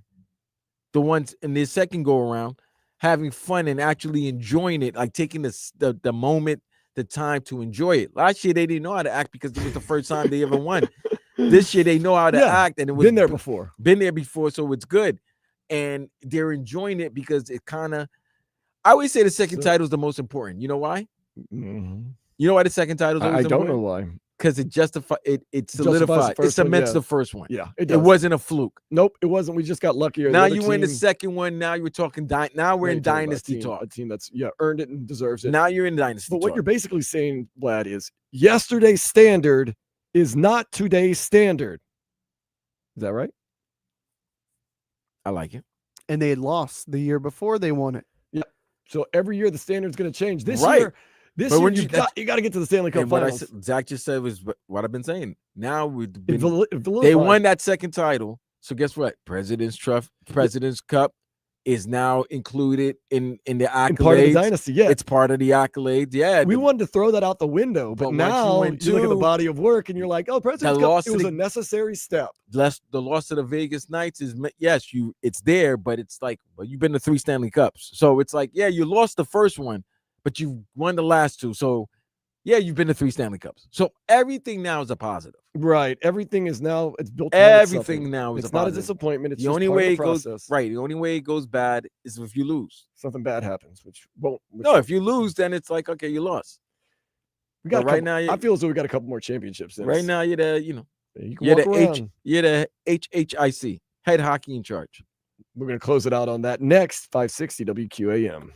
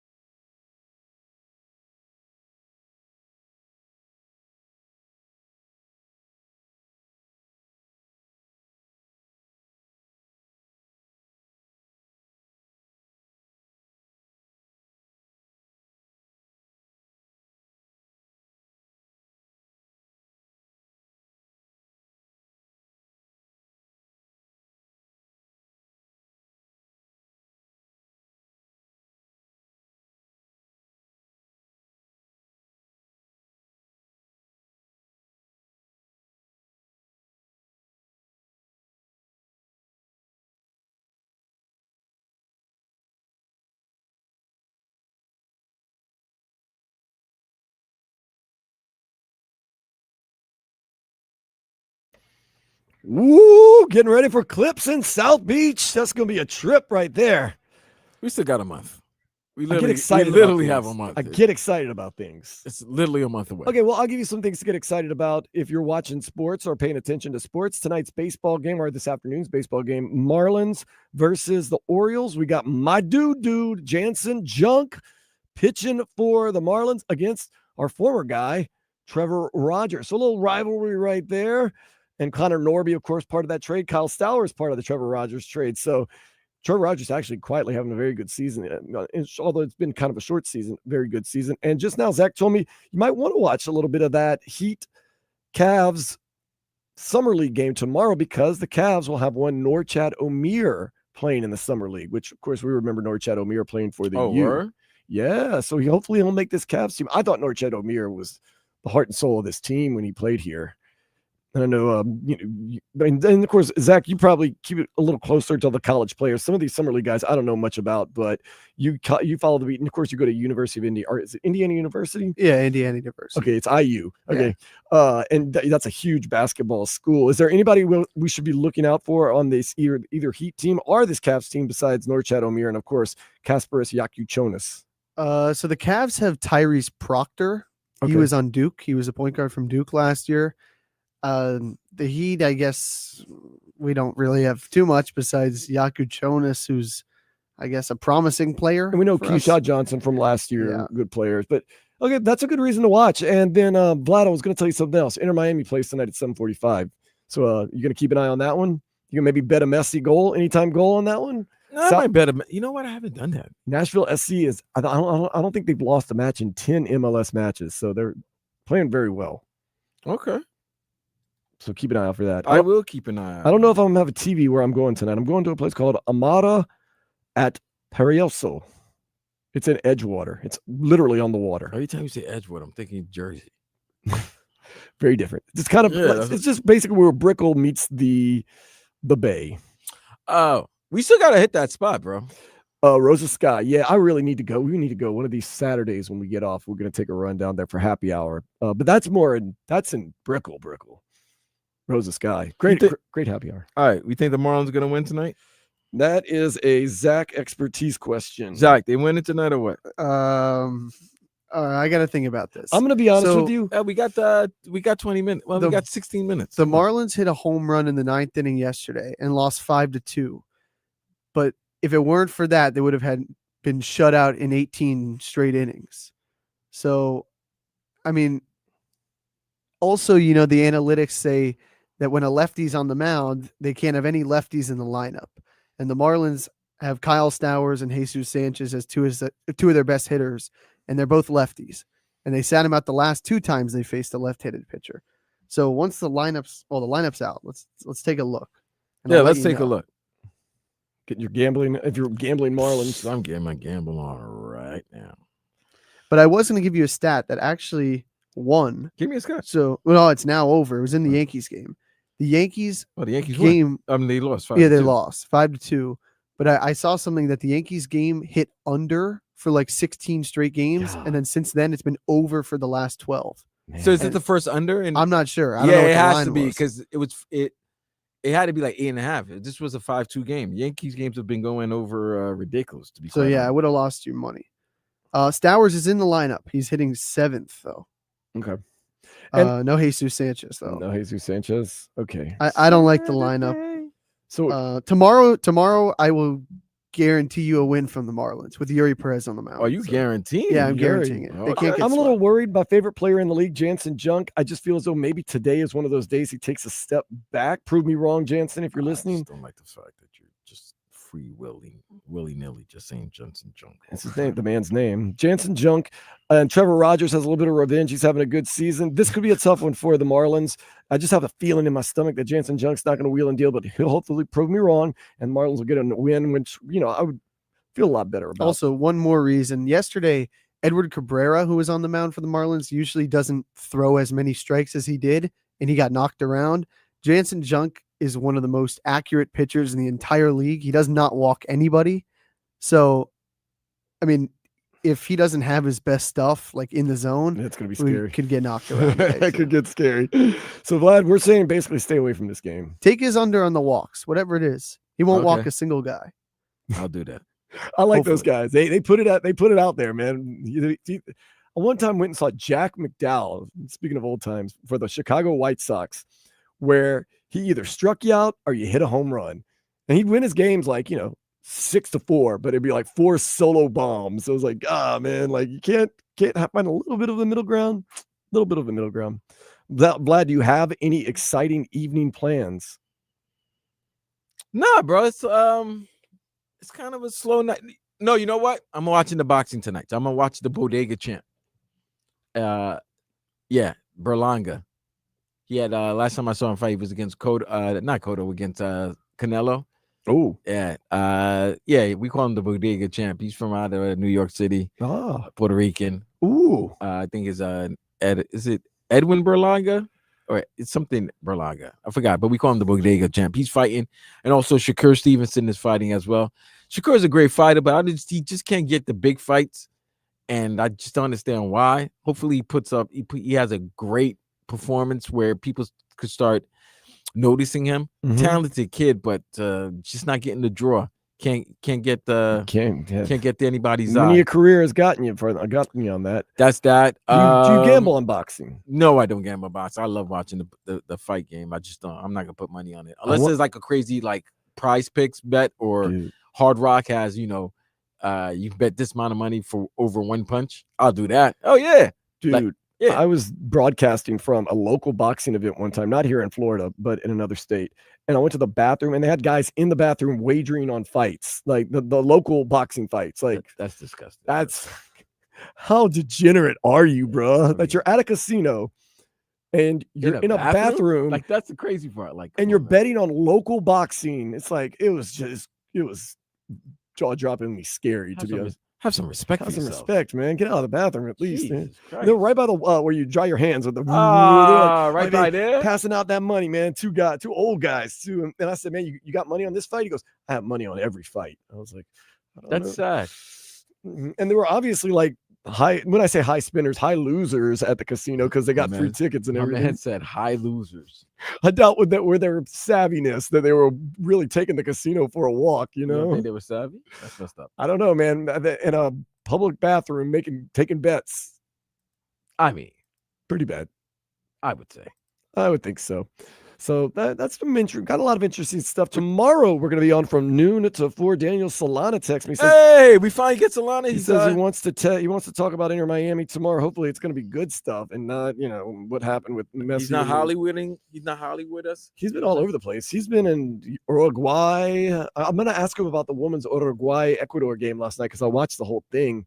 The Uruguay women were impressive. You definitely watch it for the tactics. They were very, very physical. Those two teams, they got after it. And the Ecuadorian women, they looked like they were ready to throw hands, which there's no place in sports for that unless it's boxing. Dr. Toboggan's right. Turning the toilet into a makeshift OTB is crazy work. It's crazy work, man. Down the stretch they come. I don't know if this place Amara is going to have. I like the name of it, man. I don't think it doesn't look like a Zach and I have been looking at pictures. It doesn't look like a TV establishment. It's not a sports bar. It's definitely a place for ladies. Yeah, like us get three them wouldn't in. get together and be like, where we should go tonight? Amara at Parisio. Nah, it sounds like events for the ladies. You're gonna be buying expensive wine. You're probably gonna be some attractive, 50-year-old women there, like with their husbands and stuff. Like. There's nothing wrong with that. No, not at all. Nothing wrong with that. But yeah, like you can tell, like some rich guys probably taking out their beautiful wife, and I'll be taking it all in, man. I don't even look at the menu. I don't know what's going on. So, nor do I. I gotta go stop get gas too, man. Oof. Don't you hate having to get gas sometimes? It's out of the way, and then it's right next to Jensen's liquor store. So I think the worst is when you could get gas and you decide, I'll get it. I'll get it when I get up in the morning, and it's like, something happens. It's like, damn it, now I got to get gas. I should have gotten gas the first time. And I'm that type of person that, like, the place right by Jensen's liquor store it's like 3 cents cheaper than other gas stations. Oh, I'm all about that life. I'm going out of my way to save 3 cents on the dollar. If Yeah, it's 303 on one side and 297 across the street, I'm going crossing to the street. I'm going to the 297 across the street. And if I don't have enough money and I only have to get gas immediately, it's like 305 and the other place is 297. I'll put like $2 of the 305 gas, just enough to get me to the other gas station How where it's about cheaper. this? I know we've all done this. You need gas. The only place You get off the highway, and the gas station is right there, right when you get off the ramp. But you realize, oh, wait a minute. Nah, I can go another mile. I'm not taking the gas right off the ramp because it's $3.59. It's 50, 60 cents more than like the one that's like a mile up or a mile back, where it's regular price. No, I'll drive on the reserve. Yeah, and if you're willing to risk running out of gas. I'm willing to risk to run out of gas just to get that, just to save myself 18 to 19 cents, 25 cents. You save a quarter, man. I'm telling you. Every gallon, that's $1. But if over your life, if you save a quarter every time you fill up, just think about that. Got to think long term, not short term. What's making you laugh? Heat Gulf said you siphon gas from parked cars. That's the cheapest way to do it. Yeah, that is always the cheapest way to do it. But again, you gotta carry mints around. Your breath smelling like kerosene is nasty, like fuel. I don't see how people don't pass out more often, man. Like that's a crazy buzz, my guy. That's a crazy buzz. That's what they tell you. Can you siphon gas around? Like, just give me a can. What a goal! This Sweden team is balling. Oh, that's a replay. Oh, I was about to say, how are they balling and still tied 1-1? Geez. By the way, some of the most beautiful action I've seen in a long time. Yeah, I know we're Team USA all the way, but in this Euro Cup, I think we're gonna have to cheer for Sweden. So no, I think we've all decided Sweden. Yeah, some of the most pleasant passing I've seen. They know how to handle it. They do know how to handle it. Look at that. Oh, that was beautiful. Oh, and she gets out of the way too. Oh, handball. Handball by the player. USA that's how she got it. Is that why she got ejected? USA couldn't get that handball call the other day. That would have helped. This gets Mexico. Beautiful. I was so upset after that USA lost to Mexico. The Polish versus the Denmark. I got who do I have in that one? Well, the game's over, but whoever won.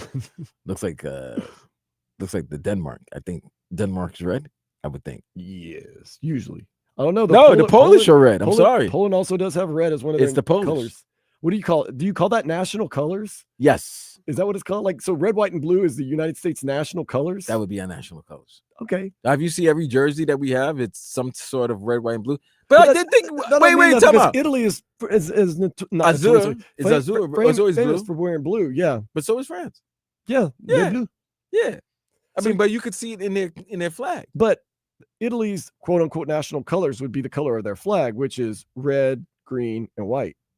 And the Netherlands, they wear orange. Yeah, they're clockwork orange, creamsicles. Yeah. Yeah. Some of the coolest uniforms around. Forget coolest uniforms around.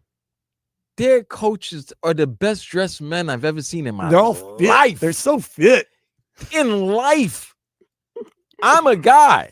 As heterosexual as they come, I see those Dutch managers. I'm like, they dress nice.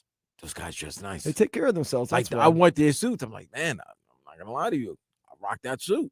They dress to impress. Like then you could tell they're dressed for some serious business. Yeah, I take me there.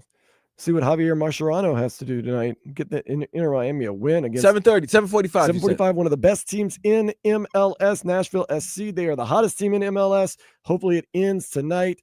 Chase Stadium. It's going to be on FS1. So if you're around the TV, give it a watch. Hopefully, let's go Marlins. Let's go Inter Miami. Let's go. We'll be back tomorrow. Let's go back here tomorrow. We're going to be for noon. That's a 4.